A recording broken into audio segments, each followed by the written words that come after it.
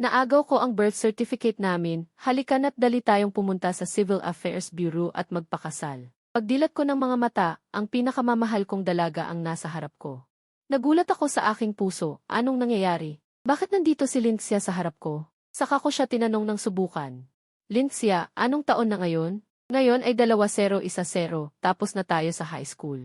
2010, high school graduation, umiinom, nagnanakaw ng birth certificate para magpakasal. Sa puntong ito, natauhan na ako.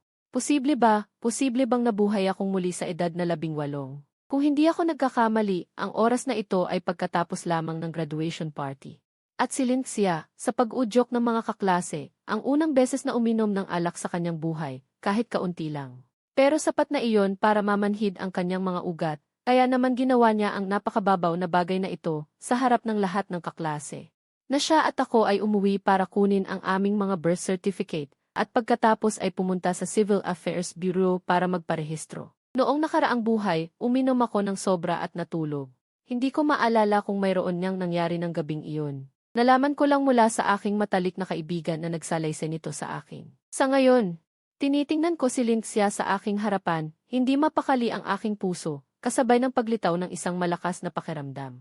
Kung ito ay isang pagkakataon mula sa langit para ulitin ang aking buhay, siguradong hindi ko na ito sasayangin pa sa pagkakataong ito. Sa nakaraang buhay, dahil sa aking kawalan ng kumpiyansa, hindi ko kailanman naglakas loob na umamin kay Lindsay.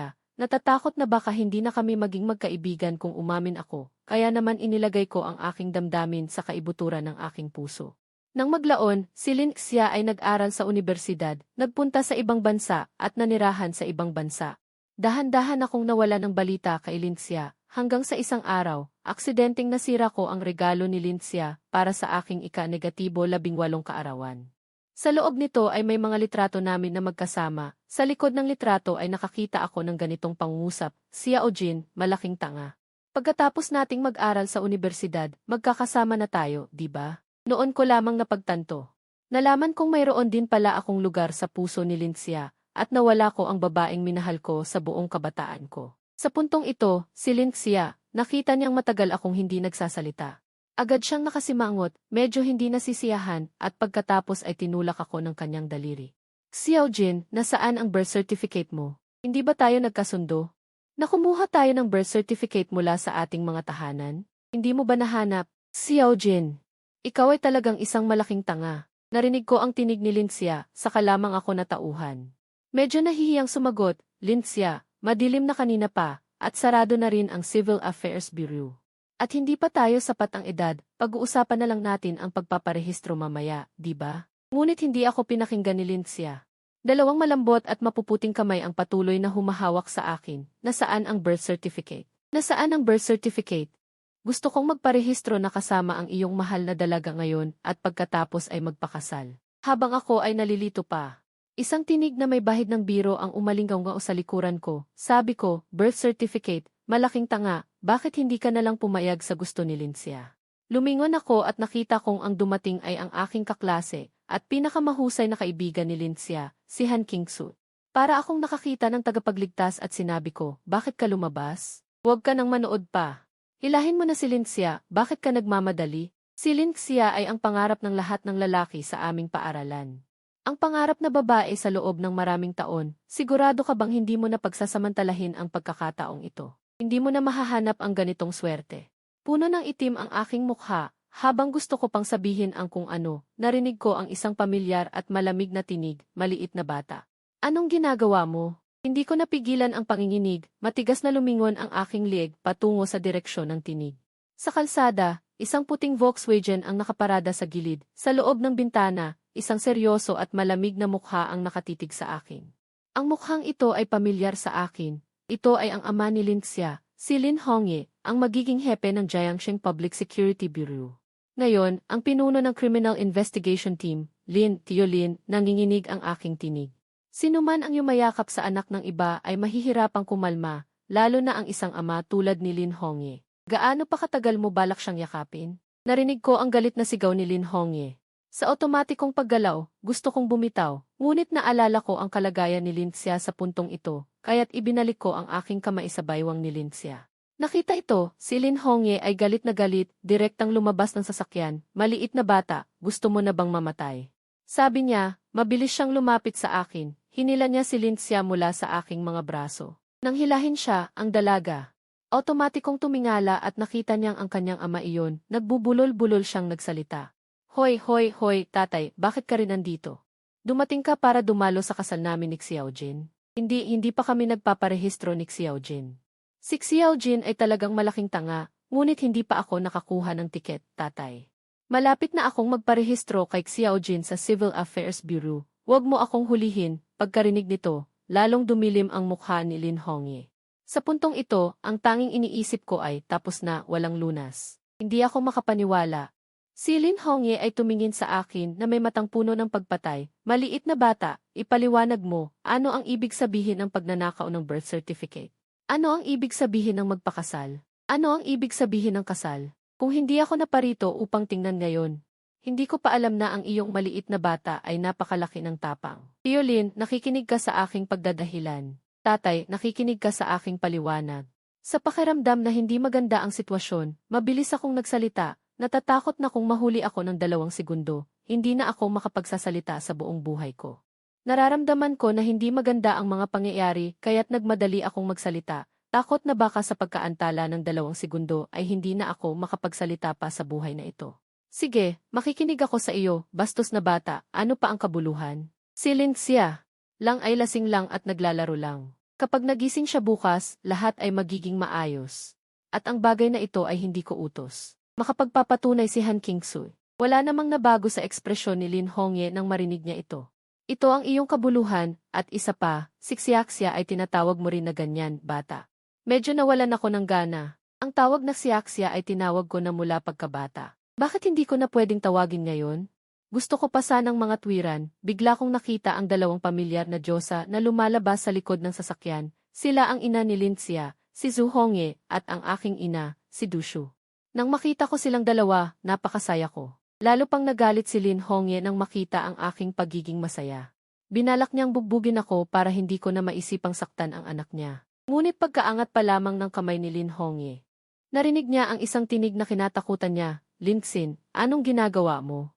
Sinasabi na ang bawat bagay ay may katapat. Si Lin Hongye, na mahinahon sa labas, na dating tinawag na Lin Yanwang, ang pinakamatakot.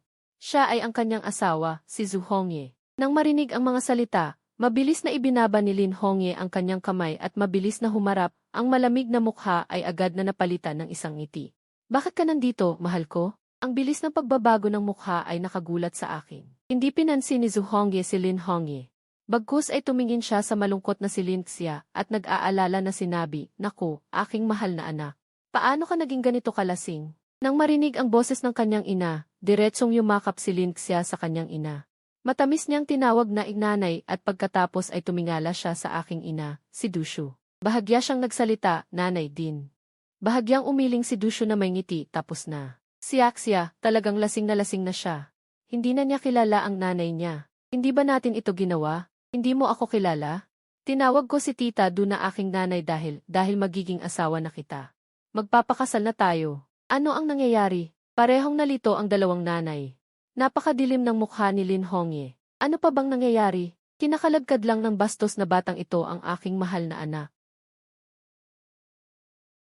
Pagkatapos ay malumana siyang tumingin sa akin, "Xiaojing, sabihin mo sa akin, ano ba talaga ang nangyayari?" Nang makita ito, napilitan akong ikwento ang nangyari. Pagkatapos marinig, parehong tumawa ang 2 nanay. Pagkatapos ay bahagyang sinundot ni Zhu Hongye ang noo ni Lin Xia, na may ngiti ang batang ito. Nagawa niya ang ganitong malaking kaguluhan sa unang beses na uminom siya. Tingnan natin kung ano ang gagawin niya kapag nagising siya bukas. Tumawa rin si Du Shu at sinabi, "Anong gagawin natin? Bakit hindi na lang natin sila pagkasalinin ng kasal? Hayaan natin ang 2 na magpakasal na." Hindi, direktang tumanggi si Lin Hongye. Binigyan siya ni Zhu Hongye ng masamang tingin. "Tama na lasing si Xiaxia. Hindi na rin maaga.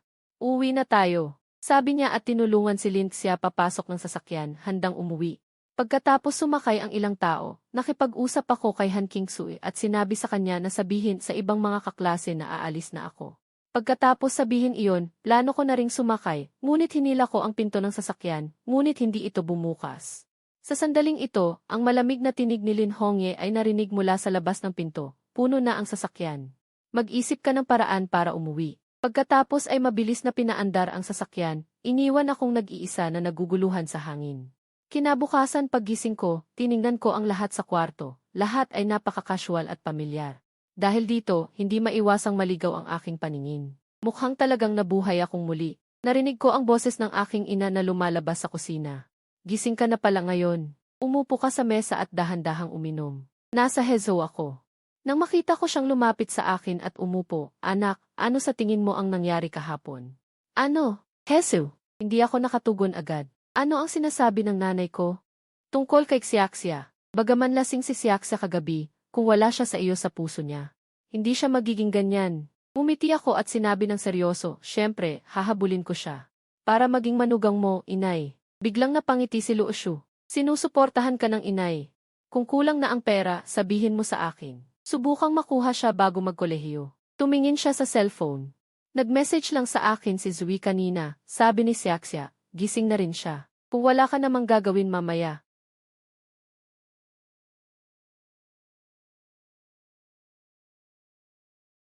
Pupunta ka sa amin ni Zui mamaya para mamili. Ikaw lang ang naiwan sa bahay. Nang marinig ito, natuwa ako. Inay, mag-shopping kayo ni Zui. Magtagal kayo. Pagkatapos ay bumalik ako sa kwarto para magpalit ng damit.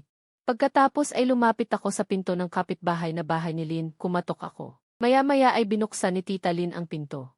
Xiao Jing, nandito ka na. Hinahanap mo ba si Xiaxia? Sandali ka lang. Pupuntahan ko siya. Hindi na kailangan Tita Zhu. Hindi na ako gugustuhin ni Xiaxia ngayon. Lubos kong kilala si Linxia. Si Linxia na nagising na ay hindi na siya mapakali na makipagkita sa akin. Nang marinig ito, hindi napigilan ni Tita Lin na tumawa. Totoo iyan. Maupo ka muna. Mamimili kami mamaya ng nanay mo. Pag alis ko, magaling ka sa paghabol kay Xiaxia. Hindi ko napigilan na bigyan ng thumbs up ang aking biyenan. Sige, Tita Zhu. Aabalin ko si Linxia. Pero sa kabilang banda, si Linxia ay nagising na at nakadungaw sa kama, natatakpan ang ulo ng kumot. Ay naku, ano bang ginawa ko kahapon? Nakakahiya talaga. Kasalanan mo yan, pangit na Xiao Jing. Lumapit ako sa pinto ng kwarto ni Linxia at kumatok ng mahina. Linxia, gising ka na ba? Hindi ba tayo nagkasundo na mag-enroll sa driving school ng sabay? Narinig ni Linxia sa loob ng kwarto ang boses ko at bigla siyang bumangon na parang nagpapagaling. Akma na siyang bababa para magbukas ng pinto. Ngunit bigla niyang naalala ang isang bagay, ang mukha niya ay biglang namula na parang mailagnat. Pagkatapos ay muli siyang bumalik sa kama, ibinaon ang sarili sa kumot. Huwag mo. Ayoko, gusto ko pang matulog. Narinig ko ang boses ni Linxia mula sa likod ng pinto. Kahit hindi ko siya tingnan, mahulaan ko kung ano ang estado ni Linxia ngayon. Siguradong nagpapanggap siyang patay na ibon sa kwarto. Linxia, huwag ka nang magbir. Nagkasundo tayo na pupunta sa driving school, huwag mong kalimutan sina Han Qingsu at Zhu Zihao. Si Linxia sa loob ng kwarto ay natahimik. Nahihirapan talaga siyang makita ako ngayon, ngunit ang kanyang pagpapalaki ay hindi nagpapahintulot sa kanya na pabayaan ang iba. Nang makita kong tahimik si Linxia, alam kong kailangan ko lang siyang bigyan ng dahilan. Pagkatapos mag-isip, agad kong sinabi, alam mo, lasing din ako kahapon. Alam mo ba kung paano ako umuwi? May nangyari bang kawili-wili sa party? Hindi ko na matandaan.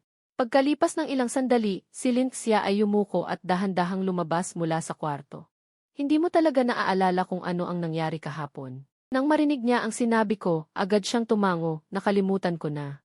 Nakalimutan ko na lahat. Sa puntong ito, kung sasabihin kong hindi ko nakalimutan, isa akong malaking tanga. Nang marinig ito, muling nagtaas ng tingin si Linxia. Sige na, ang prinsesa na ito ay gagawa ng malaking awa. Samahan kita sa pag-enroll. Nang makita ito, sa wakas ay nakahinga ako ng maluwag. Pansamantala, nalagpasan ko na ang krisis. Nag-ayos lang ng kaunti si Linxia, at pagkatapos ay sumakay kami ng taxi papunta sa driving school. Sina Han Qingsu at Zhu Zihao ay naghihintay na doon. Pagkakita ni Han Qingsu isa kanilang dalawa na bumaba ng taxi, agad niyang inasar sila, Oy, nandito na ang mga bida. Mayroon ba kayong pampasalubong para sa akin? Kailan mo ako imbitahan sa kasal? Nang marinig ito, sumigaw ako ng masama na ako, at agad akong nag-fold ng aking mga kamay at nagmakaawa kay Han Qingsu na maging mahinahon. Nahirapan akong maging pula, at si Linxia, na inaasar ng kanyang best friend, ay mas lalong namula, mas lalo na. Isang daliri ang sumugod at tinakpan ang bibig ni Han Qingsu. Ginamit ko rin ang pagkakataon na ito. Naglaho ako patungo sa tabi ni Zhou Zihao. Tulad ni Han Qingsue, si Zhou Zihao din ang aking pinakamatalik na kaibigan sa loob ng 3 taon ng high school. Nang makita akong dumating, nagtaas ng kilay si Zhou Zihao at nagtanong, "Kumusta? Nagtagumpay ka ba kahapon?" Tumayo ako sa kinatatayuan ko at nilunok ang aking lalamunan. Pumuso ako. "Kung hindi ka takot na babarilin ka ni Uncle Lin, pwede mong sabihin kahit ano." Nakita din ni Zhou Zihao ang seryosong anyo ni Deputy Captain Lin. Agad siyang umiling at sinabi, "Hindi pa muna. Dahil ang driving school na ito ay ipinakilala ng aking ama. Kaya mabilis naming na-enroll ang 4 namin. Wala kaming gagawin sa hapon kaya pinag-usapan namin kung ano ang gagawin. Bakit hindi tayo pumunta sa internet cave at maglaro?" Maalab na nagmungkahi si Zhou Zihao. Tapos na ang high school. Wala nang makakapigil sa atin sa internet cave. Ngunit ang mungkahi na ito ay parehong tinanggihan ng 2 babae. "Ayoko. Masyadong mabaho ang usok. Wala pa kaming gustong laruin. Hindi kami pupunta sa simula. Mabaho ang usok sa internet cave. Sa tingin ko, hindi na tayo pupunta. Ano ang gagawin natin?" Si Zhou Zihao, na nahamon ang kanyang opinyon, ay medyo nalungkot. Nagtinginan sina Lin Xia at Han Qingsue. Pagkatapos ay pareho nilang sinabi, "Bakit hindi tayo mamasyal? Maaari ninyong hawakan ang aming mga bag." Tumanggi ako. Nang marinig ito, agad na tumanggi si Zhou Zihao nang hindi nag-iisip. Bagaman hindi pa siya nakikipag-date, nakapasyal na siya, kasama ang kanyang ina. Ang kakilakilabot na pagmamasyal ng mga babae, si Zhou Zihao. Alam niya, hindi tinanggap ang pagtanggi. Tumalon kami. Pagkarinig nito, agad na humingi ng boto si Zhou Zihao sa akin. Sana ay lumaban kami ng 2-2. Ayoko ding mamasyal. Ngunit mas hindi ko makayanan. Nakita ko ang mapanglaw na tingin ni Lin Xia, kaya nagbalik loob ako. Gusto ko ding mamasyal. May mga bagay pa akong hindi nabibili bago magbukas ang klase. Magaling ang sinabi mo. Paano mo makakalimutan ang iyong kaibigan dahil sa kagandahan? Nakakalimutan ko ang aking kaibigan dahil sa kagandahan. Wala akong magawa. Tanging nakatingin lang ako sa aking mabuting kaibigan na humihingi ng paumanhin. Namasyal kami ng buong hapon at umuwi ako na pagod na pagod. Sa gabi, nakahiga ako sa kama at hindi ako makatulog. Bagaman hindi ito ang unang araw ng aking muling pagsilang. Ngunit kahapon, nalasing ako, kaya ito ang unang gabi sa teorya. Medyo magulo ang aking isipan. Dahil sa pagpapabalik-balik at hindi makatulog, napilitan akong pumunta sa balkonahe at tumingin sa kalangitan. Ang araw na ito ay kalagitnaan ng Hunyo. Kaya ang buwan ay medyo bilog pa. Kaya ang gabi ay medyo maliwanag pa. Sa puntong ito, si Lin Xia, na hindi rin makatulog. Nakasuot ng pink na pajama, nakatayo sa balkonahe, paminsan-minsan ay nakatingin pababa sa kanyang alagang Narcissus.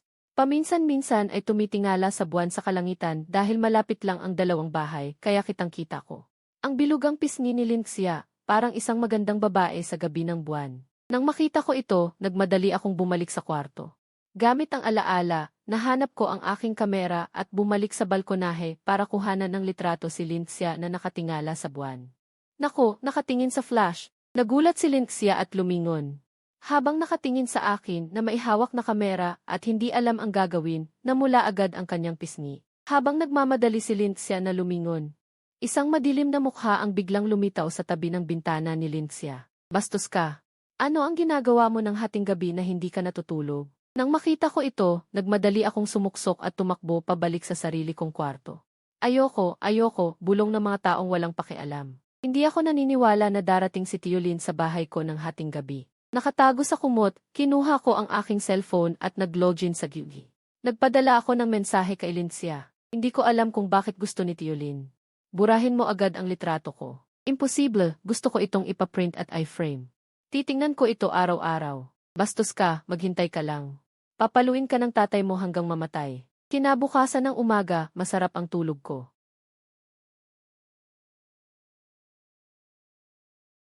Pero sa susunod na segundo, nagising na ako. Nakita ko na sa ikalawang palapag, may ilang manggagawa na nagsasara ng mga bintana.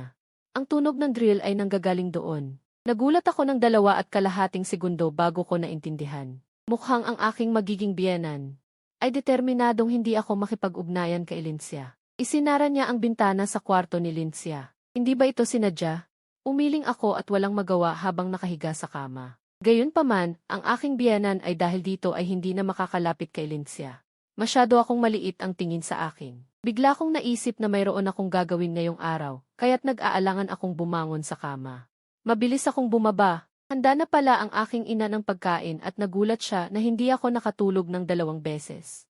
Ang bastos mong bata, bihira kang gumising ng maaga. Hindi ba sinasabing ang maagang ibon ay may uod na nakukuha? Kaya dapat masipag ako.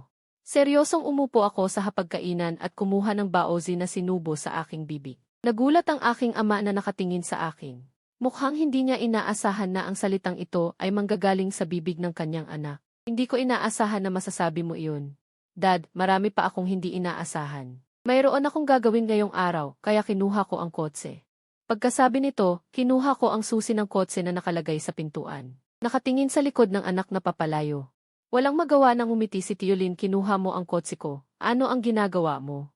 Kinawayan ko siya at sinabi, Dad, lumalala ang cholesterol mo. Oras na para mag-ehersisyo ka ng maayos. Pagkaalis ko sa bahay, pumunta ako sa bahay ni Zhu Zihao para makipag-usap sa kanya tungkol sa plano ng pagkakakitaan. Kahapon ay simple kong sinabi sa kanya ang aking ideya sa pagnenegosyo, kaya ngayon ay pag-uusapan namin ito ng maayos. Pagdating ko sa kanyang bahay, inilatag ko ang aking ideya. Kailangan muna nating buuin ang internet, tapos mag-online shopping, at pagkatapos ay magplano pa. Nang marinig ito ni Zhu Zihao, hinigpitan niya ang kanyang wallet. Sinasabi ko sa iyo, wala akong ganoong karaming pera para masunog. Huwag kang mag-alala, kapag nabuo na natin ang internet, hindi ba natin kakayanin ang perang iyon? Pagkatapos ay magbubukas tayo ng courier storage, hindi ba ito mas maginhawa? Sa aking maluwag na pagtingin, nag-alin lang ang sinabi ni Zhu Zihao, bakit parang ako ang pinuno ng pyramid scheme? Pero bilang kapatid, handa akong maniwala. Pagkatapos ay naglakad kami sa paligid ng lungsod ng isang araw para tingnan ang sitwasyon. Mayroon akong ilang nakita, dinadala ang naitalang libro. Nagpaalam ako kay Zhu Zihao at umuwi. Pagdating ko sa bahay, nakita ko si Tiolin nakakauwi lang sa pintuan. Naalala ko ang kagabi at medyo balisa ang aking ekspresyon. Maingat akong bumati, Tiolin. Malamig ang mukha ni Tiolin at seryoso ang kanyang mga mata. Hindi niya ako pinansin at umuwi na. Nang makita ko si Tiolin na nagmamadali at hindi maganda ang mukha, inisip ko na galit pa siya kaya hindi ko siya ginulo. Pagka-uwi ko, nagpadala ako ng mensahe kay Lindsay, hindi pa rin ba galit si Tiolin? Alam ko, pag-uwi ng tatay ko, agad siyang nagsara sa kanyang study room. Kahit hindi sinabi ni Lindsay, agad kong naintindihan. Hindi dahil sa masama ang kanyang pakiramdam si Tiolin. Dahil kapag may problema sa trabaho, ang ugali ni Tiolin ay magkulong sa study room. Bigla akong nakaisip ng isang bagay. Halos makalimutan ko, ngayong 2 araw sa nakaraang buhay, uwi sina Tiolin at Tita Zhu. Naalala ko, kaya pala masama ang pakiramdam ni Tiolin. Pero hindi ito dapat kasing simple. Hindi ba't may malaking kaso na hinahawakan ang tatay mo? Pagkatapos kong magpadala ng mensahe, mahigpit kong tiningnan ang aking cellphone. Talaga, mabilis na nag-reply si Lindsay, paano mo nalaman? Hindi ka ba rin pulgar sa tiyan ng tatay ko? Umiti ako ng malakas. Talagang samba. Alam ko talaga. Si Tiolin ay nakatanggap ng isang malaking kaso kamakailan. Pero dahil kakaunti ang mga pahiwatig, hindi umusad ang kaso. Pero hindi ko direktang masasabi ang mga pahiwatig kay Tiolin. Pagkatapos ng lahat, ang aking kasalukuyang pagkakakilanlan ay isang estudyante lang. Halos nakakainis na ako sa tatay mo ngayon. Halos mamatay na ako sa kwarto. Nang makita ko ang mensahe ni Lindsay, umiti ako ng may masamang ngiti. Pagkatapos ay nag-type ako ng ilang linya. Lindsay, hindi mo alam na umiiyak, nagwawala at nagbibitin. Ganito ang ginagawa ngayon. Pero sinigawan ako ng malakas. Nang makita ko ang mensahe, mas lalo akong natawa. Parang naiimagine ko ang pamumula ng pisngi ni Lindsay sa galit. Habang naghahanda akong sumagot, bigla kong narinig ang malakas na pagbukas ng bintana sa study room. Nakangusong sumilit si Lin Hongye, matalim ang tingin sa akin, pabagsak.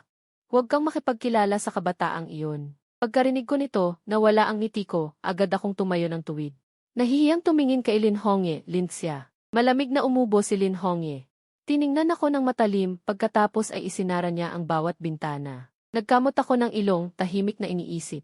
Masyadong matalas ang pandinig ni Lin Hongye. Naririnig niya ang tawa ko sa kabila ng bintana. Bumuntong hininga ako at nagpatuloy sa pagpapadala ng mensahe kay Lindsay. Sige na, hindi na ako mangungulit. Ano ang nangyari sa tatay mo? Mukhang masama ang pakiramdam niya. Huwag mo na siyang guluhin. Alam ko na. Pero huwag kang magsaya. Matampuhin ako. Oh CJ.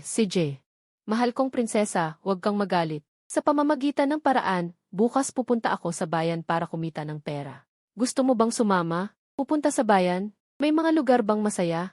Siyempre, sigurado akong magugustuhan mo. Kung gayon, sige. Magkita tayo bukas. Isinara ko ang aking telepono at masayang umuwi sa aking silid upang matulog. Magandang pagkakataon bukas.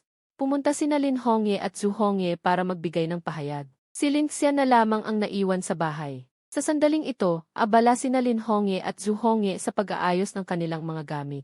Handa na silang umalis. Hindi ko inaalis ang aking tingin sa kanilang bawat kilos, tuwang-tuwa. Napakahusay na pagkakataon, dapat ko itong samantalahin. Dapat akong maging mas malapit kay Xiaxia. Nang makita kong inilabas ni Lin Hongye at Zhu Hongye ang kanilang mga maleta, agad akong umurong at mabilis na lumabas ng bahay, handang kumilos.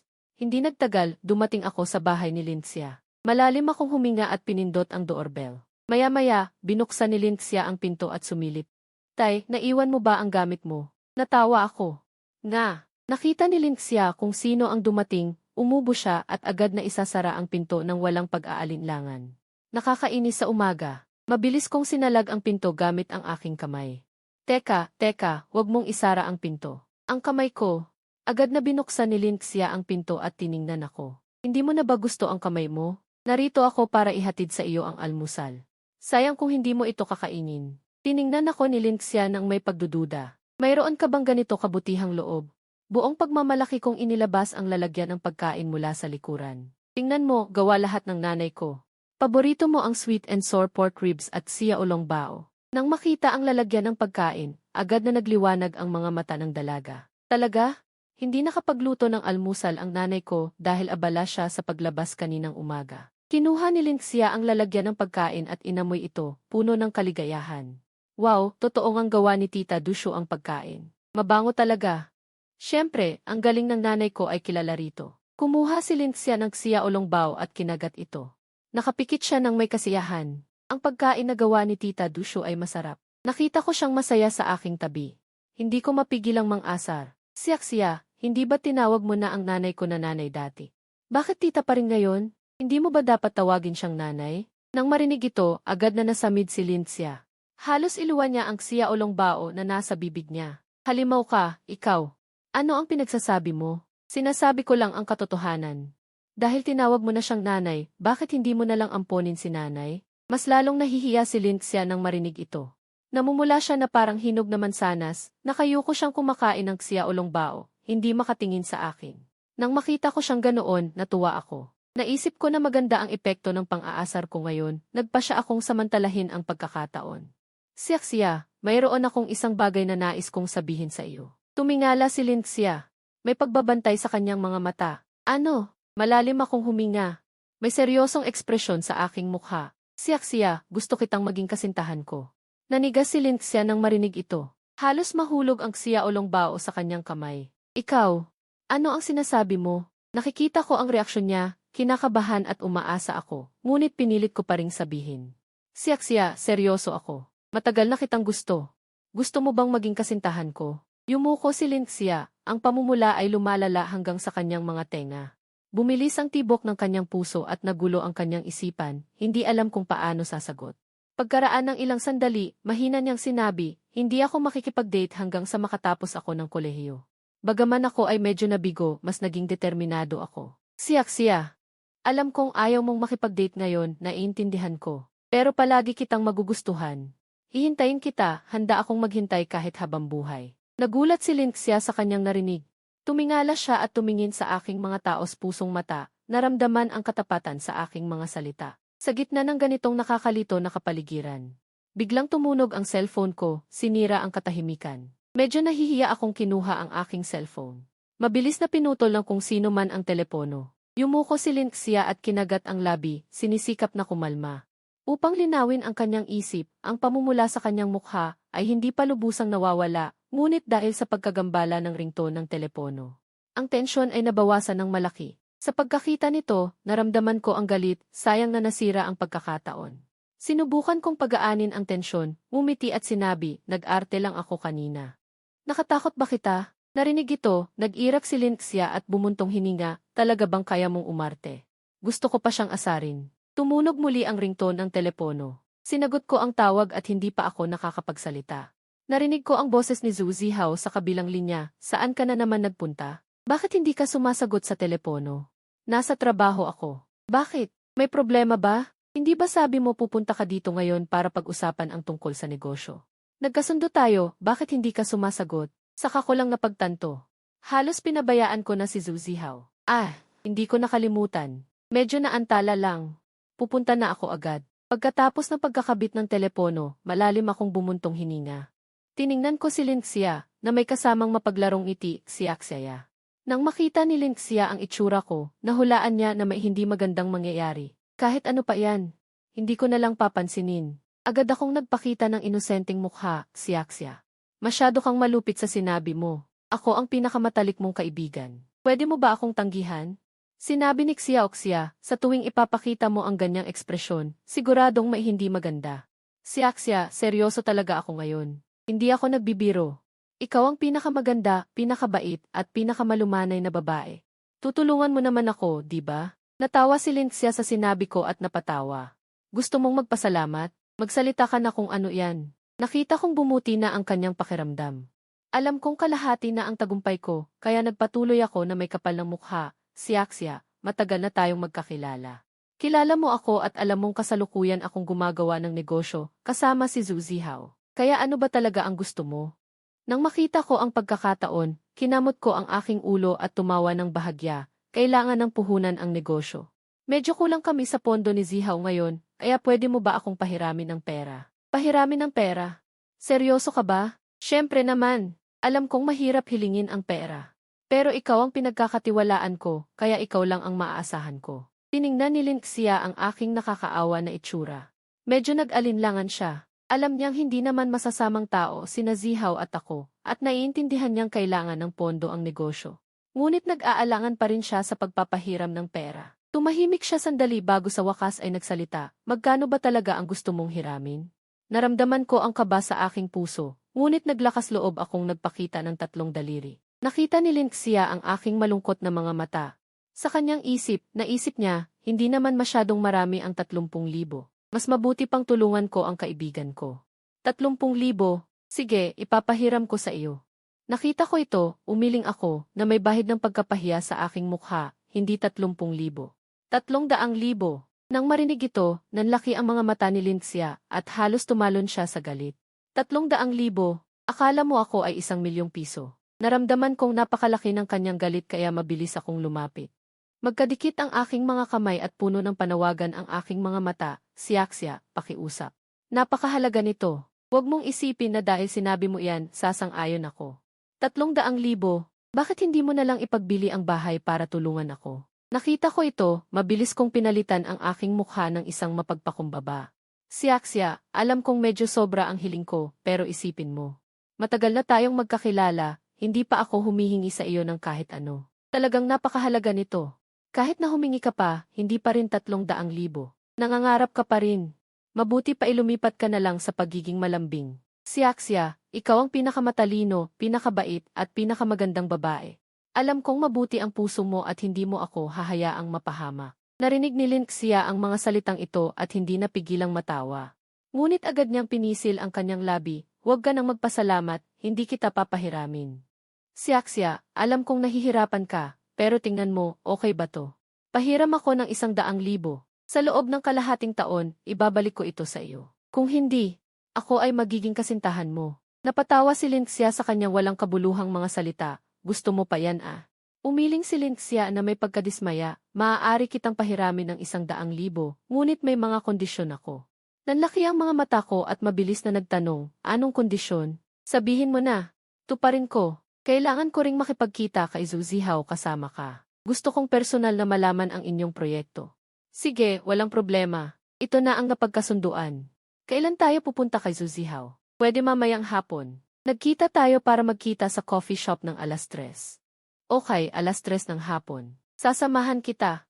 Pagkatapos ay bumalik ako sa aking kwarto, masayang inaayos ang mga dokumento, iniisip ang pagtatagpo sa hapon. Alam ko na dahil kay Linxia, kung hindi ay malulugi ang proyekto ko. Sa sandaling ito, bumalik na rin si Linxia sa kanyang kwarto. Kinuha niya ang kanyang telepono at tinawagan si Han Kingsu. Hello, si Axia. Anong meron, Xia Oxu? Sabi ko na sa iyo na di. Kakagaling lang ni Hujing na umamin sa akin. Mahal ka ni Hujing, hindi mo ba ito matagal nang inaasam? Bakit ngayon lang siya umamin? Umamin siya habang hiniram niya ang pera para sa akin. Sinasabi mo na hindi ba ito masyadong pabaya? Ang puso mo talaga ay malambot pagkatapos ng maraming taon. Alam niya ang puntong iyon kaya siya nangahas na humiram ng pera sa iyo. 10,000 yuan, hindi maliit na halaga. Hindi ko alam kung paano ako pumayag sa kanya. Iyon ay dahil gusto mo siya. Ako, hindi ako naniniwala. Sige na, huwag ka nang magpalusot. Sabihin mo na gusto mo siya. Kung gusto mo siya, gusto mo na. Magkababata naman kayo at magkasama kayong lumaki. Ngunit humiram siya ng ganito kalaking pera. Medyo nag-aalala talaga ako. Huwag kang mag-alala. Bagaman si Hujing ay medyo hindi mapagkakatiwalaan, siya ay tunay na mabuti sa iyo. Higit pa rito. Si Zhu Zihao ay matalino rin at hindi kayo pababayaing malugi. Sana nga. Sasama ka sa akin mamayang hapon para makita si Zhu Zihao, okay? Tingnan natin kung ano ang mangyayari mamayang hapon. CJ, gusto ko lang makita kung ano ang ginagawa ng iyong kababata. Kung gayon, napagkasunduan na. 2:00 ng hapon, pupunta kami ni Xiaojing para makipagkita sa iyo. Pagkatapos ng tawag, medyo gumaan ang pakiramdam ni Lin Xia. Sumulyap siya sa oras, iniisip na mayroon pa siyang kaunting oras kaya magbihis muna siya. 2:00 ng hapon. Dumating ako sa pintuan ng bahay ni Lin Xia ng eksakto. Nang marinig niya ang tunog ng pintuan, binuksan ito ni Lin Xia at nakita niya ako na may kaunting ngiti. Medyo wala siyang magawa. Xia, napakaganda mo ngayong araw. Sinigawan ako ni Lin Xia. Huwag kang mambola. Tara na. Unahin natin sunduin si Xiaoxu. Nakangiti akong lumapit sa sasakyan at binuksan ang pinto para kay Lin Xia. Gumawa ng paanyaya. Xia, pakiusap, umakyat ka na sa sasakyan. Ano ba talaga ang gusto mong gawin? Bilisan mo na. Umiti ako ng mahina at lumipat sa kabilang bahagi ng sasakyan, naghihintay sa driver na paandarin ang sasakyan. Nagpatungo kami sa bahay ni Han Kingsui. Pagdating sa bahay ni Han Kingsui, huminto ang sasakyan ng driver at kumalampag. Sa sandaling panahon, mabilis na lumabas si Han Kingsui, umiti at sumakay sa likurang upuan. Magandang hapon, Xiaoxu. Magandang hapon, Xia. Napakaganda ng ayos mo ngayon, may espesyal ka bang plano? Huwag kang magsalita ng walang kabuluhan. Para lang ito sa proyekto sa trabaho. Nagkunwari akong nasasaktan. Lumingon siya at sinabi, ay naku, Xia, ang seryoso mo pala. Para sa trabaho, bakit hindi ko napansin noon na ikaw ay isang seryosong tao? Huwag ka nang magkunwaring kaawa-awa. Hindi naman ganoon si Xia na kung sino-sino na lang. Lagi siyang isang taong seryoso sa lahat ng bagay. Hindi mo lang napansin. Umalis na ang sasakyan. Nakaupo ako sa harap na upuan habang si Han Kingsui at Lin Xia ay nakaupo sa likuran. Lumapit si Han Kingsui kay Lin Xia at bumulong, Xia, ano na ba talaga ang nangyayari sa inyo? Paano mangyayari iyon? Magkaibigan lang tayo. Magkaibigan? Bakit ka pa nagpahiram ng ganoon kalaking pera sa kanya? Hindi ba kayo nagkaroon ng mas malalim na relasyon? Kung magsalita ka pa ng kung ano-ano, hindi na kita papansinin. Hindi mo alam kung ilang babae ang naghihintay kay Hujing. Kailangan mong kumapit agad. Kung hindi, pagsisisihan mo. Namumula lalo ang mukha ni Lin Xia at nagmadali siyang sinabi. Hindi ko pakialam kung ano ang ginagawa ng ibang mga babae. Basta, magkaibigan lang tayo. Nakikinig ako sa harap at nakataas ang tenga. Nakinig ako sa kanilang pag-uusap at tumango, nagpakita ng nakakailang ngiti. Welcome ba ang sinabi ko? Hindi ko alam. Umubo ako ng bahagya para maantala ang kanilang pag-uusap. Ano ang pinag-uusapan ninyong dalawa? Narinig ko lahat. Nakangisi si Han Kingsu. Narinig mo pala ang lahat. Ano ang pinakikinggan mo? Narinig ko lang. Higit pa rito, sa mga sinabi ninyo, hindi ko maalala kung sinong babae ang interesado sa akin. Hindi mo nga alam. Ikaw na lalaking manhid, paano mo maiintindihan ang mga lihim na iniisip ng mga babae? Namumula si Lin Xia at mabilis na nagbago ng usapan. Sige na. Huwag na nating pag-usapan iyan. Mumiti ako, pero may konting pagmamalaki sa aking puso. Mukhang gusto nila ako. Maya-maya, narating namin ang aming pupuntahan. Bumaba kami ng sasakyan, naghahandang lumakad patungo sa kanto ng mall. Sa sandaling ito, isang sasakyan ang mabilis na lumapit, napakabilis ng takbo. Bigla, isang maliit na figura ang sumugod mula sa tabi ng kalsada. Isang batang babae na mga 5 o 6 na taong gulang, natatawid sana sa kalsada. Malinaw na hindi napansin ng bata ang papalapit na sasakyan. Sa sandaling ito, tumakbo ako, parang kidlat na sumugod patungo sa bata. Sa bilis na hindi mo mapipigilan, binuhat ko ang bata at nagawang makaiwas sa pagbangga ng sasakyan. Biglang huminto ang sasakyan. Huminto ito hindi lalagpas sa 1 metro mula sa kanila. Bata, okay ka lang ba? Lumuhod ako at mahinahong tinapik ang likod ng bata. Napaiyak ang bata sa takot at mahigpit na hinawakan ang damit ko. Nagmadaling tumakbo ang kanyang nanay. Salamat, salamat sa pagligtas mo sa anak ko. Mabilis kong ibinaba ang aking kamay at mumiti. Okay lang, mabuti na lang hindi nasaktan ang bata. Muling nagpasalamat ang nanay ng bata. Pagkatapos ay hinawakan niya ang kamay ng bata at nagtungo sa mall. Sa wakas ay nakabawi sina Linxia at Han Qingsui mula sa pagkabigla at mabilis na lumapit sa akin. Nakakapit si Han Qingsui sa braso ni Linxia, napangiti ng malaki. Xiao Jing, malaki ang naitulong mo ngayon. Ako na ang manlilibre ng kape natin mamaya. Hay nako, siyak-siya. Namula si Linxia sa hiya at mahinang sinabi. Huwag kang kung ano-anong sabihin, pumasok muna tayo. Narinig ko ang kanilang pag-uusap. Nagpanggap akong hindi nakarinig at nauna akong naglakad, ngunit hindi ko mapigilan ang pakiramdam ng pagmamalaki. Mukhang sa paningin nila, kaakit-akit ako. Pagpasok namin sa mall, naghanap kami ng isang komportableng coffee shop para umupo habang hinihintay si Zhu Zihao. Nag-order si Han Qingsui ng 3 tasa ng kape at sinabi, Xiao Jing, malaki ang naitulong mo ngayon. Ako na ang manlilibre ng kape natin mamaya. Kung gayon, hindi na ako magpapaligoy-ligoy. Pero, siyak-siya, paano mo ako pasasalamatan? Ako naman ay pasasalamatan kita ng husto. Hay nako, siyak-siya. Sikapin mong samantalahin ang pagkakataon. Mabuting tao si Xiao Jing kung hindi mo sasagarin. Wala ka ng pagkakataon sa susunod. Sinabi ko na magkaibigan lang kami. Huwag kang kung ano-anong sabihin. Pinapanood ko silang nagbibiruan at pakiramdam ko ay matamis sa puso ko. Sige na, hindi na tayo mangungulit. Siyak-siya. Nakatanggap na ako ng pasasalamat mo, ito ang sinasabi ng puso mo. Sinamaan ako ng tingin ni Linxia at tumahimik. Medyo magulo ang isip niya. Hindi siya sigurado sa kanyang nararamdaman kay Xiao Jing. Ngunit nakita ang kanyang kabayanihan kanina. Tunay na naantig ang kanyang puso. Nakita kong nakatitig sa akin si Linxia, kaya't sinadya kong itaas ang aking kilay. Siak-siya, bakit ka nakatitig sa akin? Sa tingin mo ba gwapo ako? Namula si Linxia, lumingon, at nagkunwaring galit na sinabi, huwag kang masyadong kampante sa sarili mo. Nag-aalala lang ako sa iyo. Nag-aalala ka sa akin. Huwag kang mag-alala. Malaki na ako, hindi ako magkakaroon ng anumang problema. Basta mailigtas ko lang ang batang iyon. Kahit magkaroon ako ng kaunting panganib, sulit na. Pero hindi mo alam gaano kapanganib ang sandaling iyon. Kung may mangyari sa iyo, paano na ako? Itinigil ko ang aking ngiti at seryosong tiningnan siya. Siyak-siya, huwag kang mag-alala. Magiging mas maingat ako sa hinaharap. Gayunpaman, may mga bagay na kailangan talagang gawin. Kung may makitang panganib, kailangan mong iligtas, iyon ang aking prinsipyo. Tumango si Linxia. Kahit nag-aalala pa rin siya, naantig siya sa aking determinasyon. Kung gayon, huwag ka nang masyadong abala sa hinaharap. Ha! Huwag kang mag-alala, aalagaan ko ang sarili ko.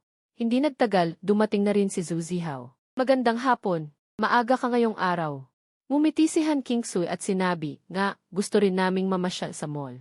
Habang naglalakad at nag-uusap, tinatalakay nila ang mga plano para sa hapon. Ang bagong science fiction movie na ipinalalabas.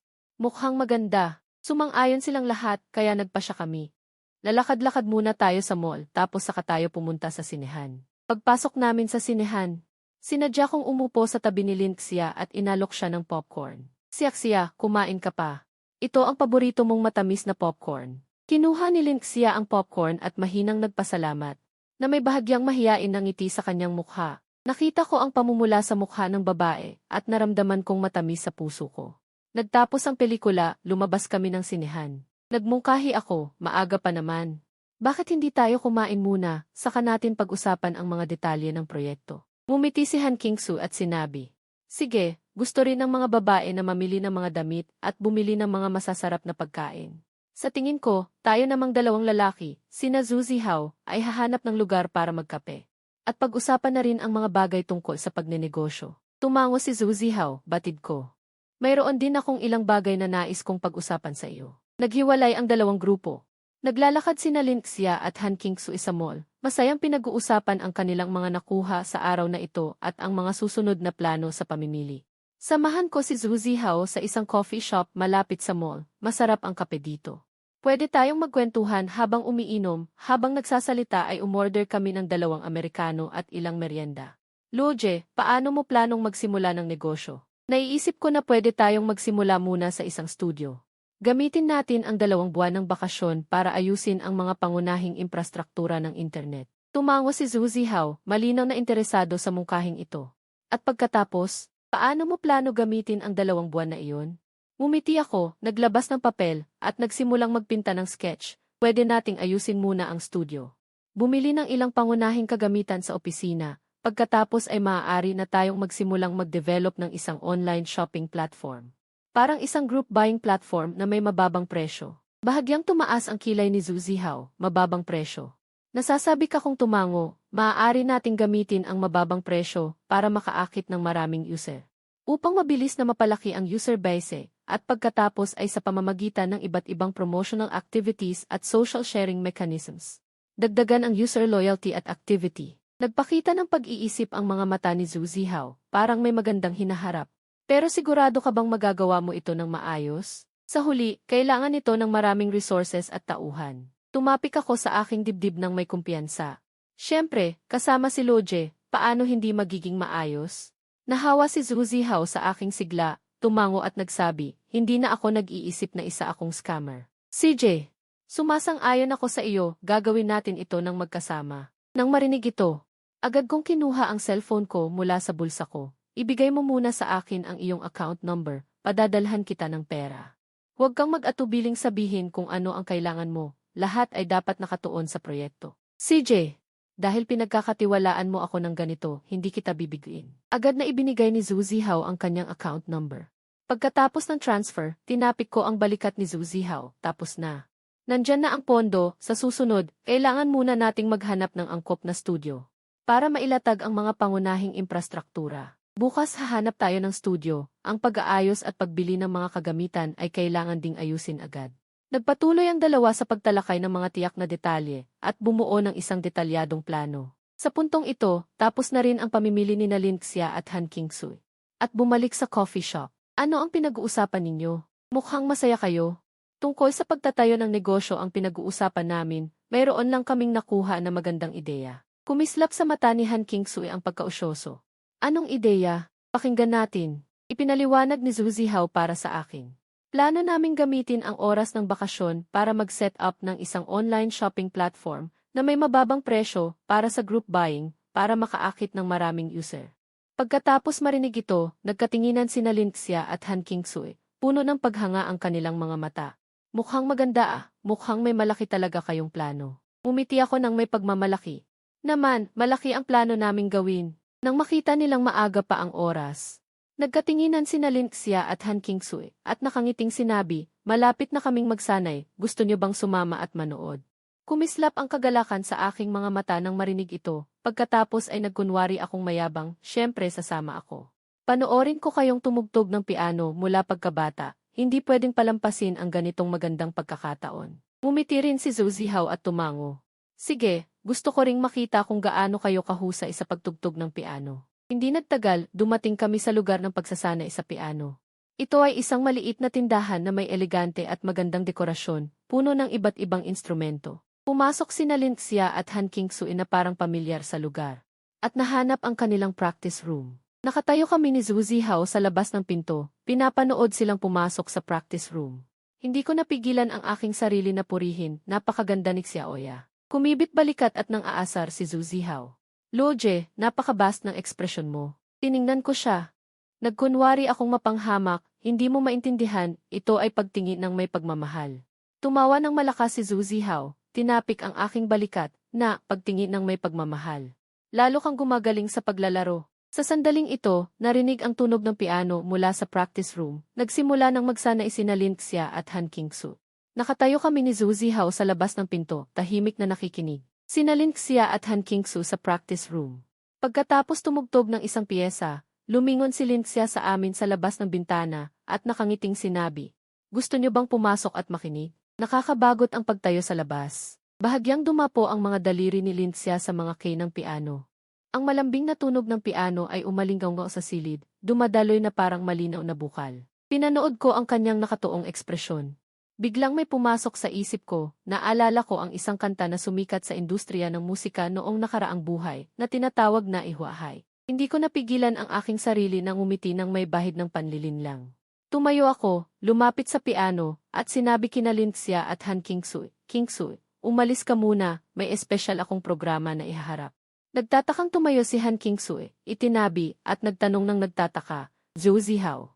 Ano na naman ang iniisip mong kalokohan? Naalala ko ang isang espesyal na kanta, na espesyal kong inaalay sa pinakamaganda nating si Linxia. Nang marinig ito, namula si Linxia, at medyo nahihiyang sinabi, ano na naman ang ginagawa mo? Tumingin ako sa kanya habang kumukurap at ngumingiti. Ito ay isang sorpresang pinaghandaan ko. Pagkatapos, nagsimula akong tumugtog ng piano ng marahan, ang malambot na melodya ay dumaloy sa silid.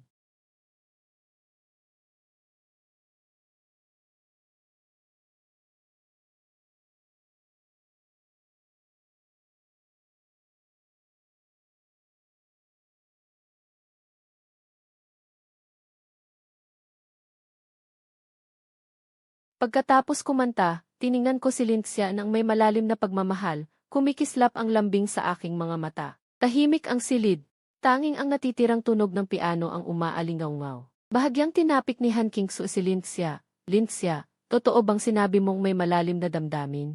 Biglang namula ang mga pisngi ni Linxia at inis niyang dinulingan ako, bastos. Kailan ka natutong gumawa ng kanta? Bakit hindi ko alam? Ginawa ko ito para sorpresahin ka.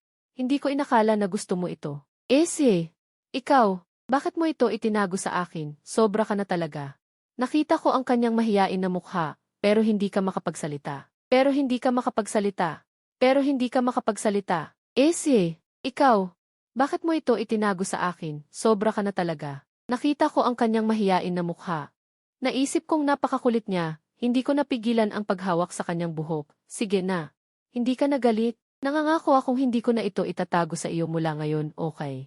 Yan ang sabi mo, kung itatago mo pa sa akin, hindi kita basta-basta papayagan. Siyempre naman, ako si Linxia, gagawin ko ang aking sinabi. Biglang tumunog ang doorbell ni Han Qingsui. Isang matangkad at napakagandang babae ang pumasok, Linxia. Han Qingsui, napakagaling ng inyong pagsasanay ngayon. Lumapit si Xu Qingyan sa kanila at mahinahong pinuri sila. Tumigil sina Linxia at Han Qingsui sa kanilang ginagawa at magalang na bumati, magandang araw, Guru Xu. Tumango si Xu Qingyan, pagkatapos ay napatingin sa akin, ang kantang iyon ba ang ginawa mo? Opo, Guru Xu. Lubos akong pinalad na nilikha ito, inihahandog sa ating magandang si Linxia. Bahagyang umiti si Xu Qingyan.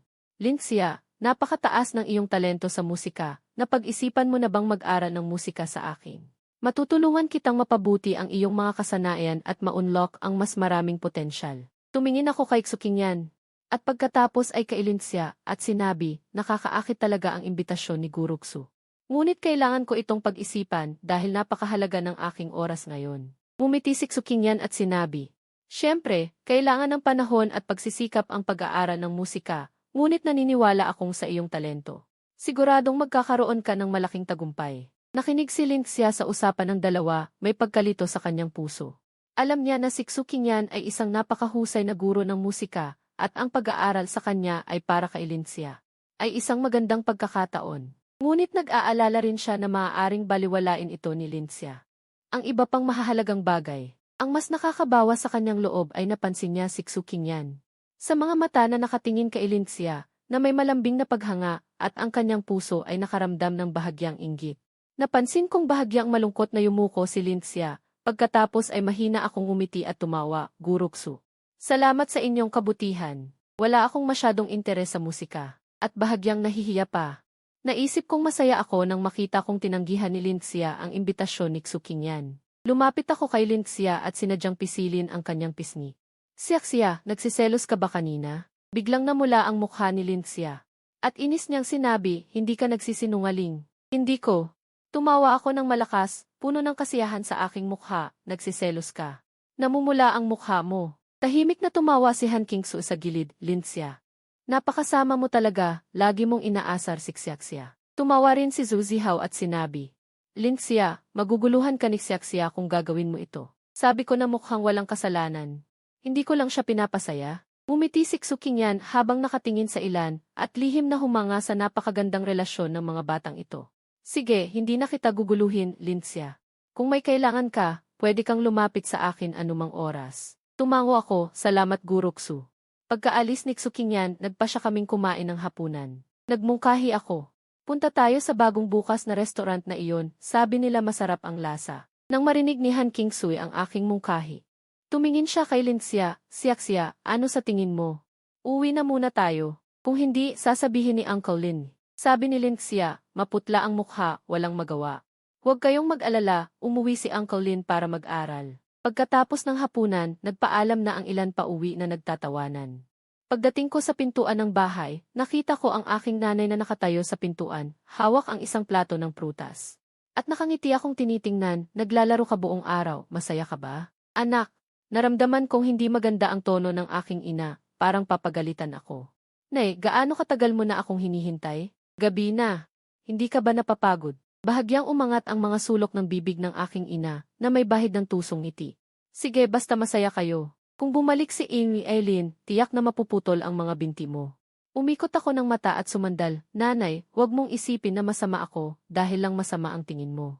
Kami ay 4 na naglaro. Sige na, inay. Masyado kang mabilis magbago ng ugali, inay. Tiningnan niya ang sarili niya sa salamin. Huwag ka nang madaldal. Bilisan mo at kumain ka na. Sa pamamagitan ng paraan, kumain ka na ba ngayon kasama si Naxiaxia at ang iba? Sumubo ako ng mansanas at sumagot ng malabo, okay naman. Medyo pagod lang. Tumango ang inay, may kislap ng tusong nakita sa kanyang mga mata. Kumusta si Xiaxia? Hindi mo ba siya inaway? Inay, kilala mo ako ng ganyan.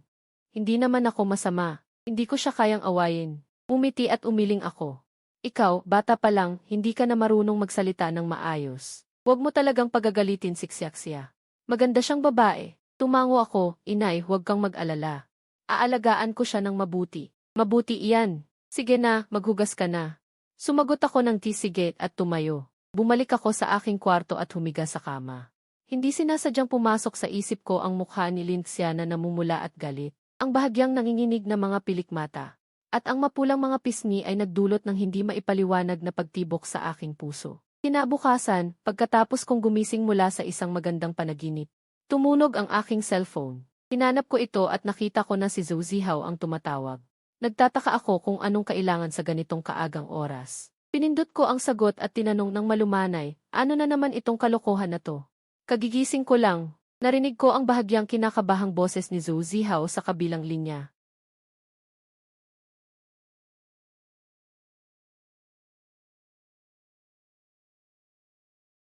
Bumaba ka na agad. Kumuha tayo ng paupahan ngayon. Naging masigla ako sa pagkakarinig ko ng salitang ipaupahan.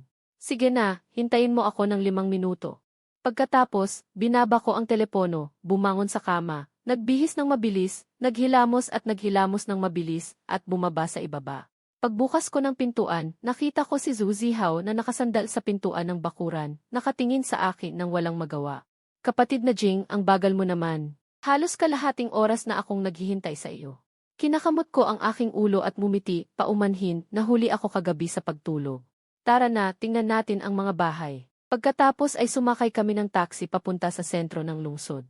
Sinimulan naming tingnan ang mga unit, isa-isa. Ang ahente ng unang unit ay isang tiyuhin na nagdala sa amin sa isang lumang gusali ng opisina. Madilim ang hallway. Kumunot ang noo ko pagpasok ko. Mukhang hindi maganda ang lugar na ito.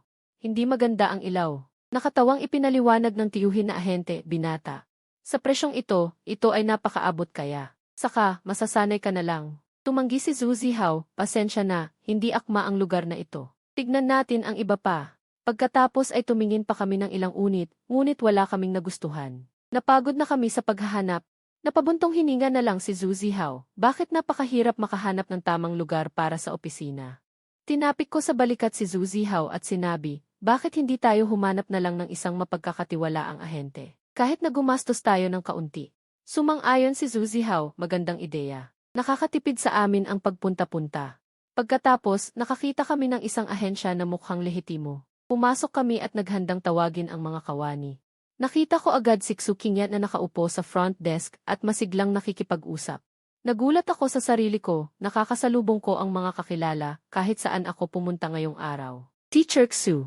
Lumapit ako para batiin siya. Nang makita niya ako, bahagyang nagulat si Xuqingyan. Pagkatapos ay gumiti siya ng malumanay, Luoying, ang galing ng pagkakataon. Ikaw din ba ay nandito para maghanap ng bahay? Tumango ako at ngumiti, Teacher Xu. Ikaw din? Tumawa si Xuqingyan at nagpakilala, ito ang aking kapatid na si Xu Qingrong. Nagtratrabaho siya sa ahensyang ito. Nagkataon lang na may kailangan akong gawin dito ngayon, kaya hindi ko inaasahan na magkikita tayo. Lumapit si Xu Qingrong mula sa front desk, Luoying, kumusta? Ako si Xu Qingrong. Dahil estudyante ka ni ate, sa akin na yan. Sabihin mo lang ang iyong mga kailangan. Kaya ibinigay ko ang aking kahilingan, kailangan namin ng lugar para sa opisina, dapat malaki ang espasyo. Mas maganda kung may malalaking bintana na may magandang liwanag, madaling puntahan ang paligid, at ang kapaligiran ay angkop din. Dagdag ni Zhu Zihao, tama. Ang pinakamahalaga ay Tumango si Xu Qingrong at kinuha ang kanyang laptop para itala ang kanilang mga kahilingan na may bahagyang ngiti sa kanyang mukha. Walang problema, mayroon akong ilang magagandang opsyon. Pero naaalala ko lang. Kamakailan lang, tinanggap ng aming kumpanya ang isang bagong development area. Maraming mga lugar para sa opisina doon.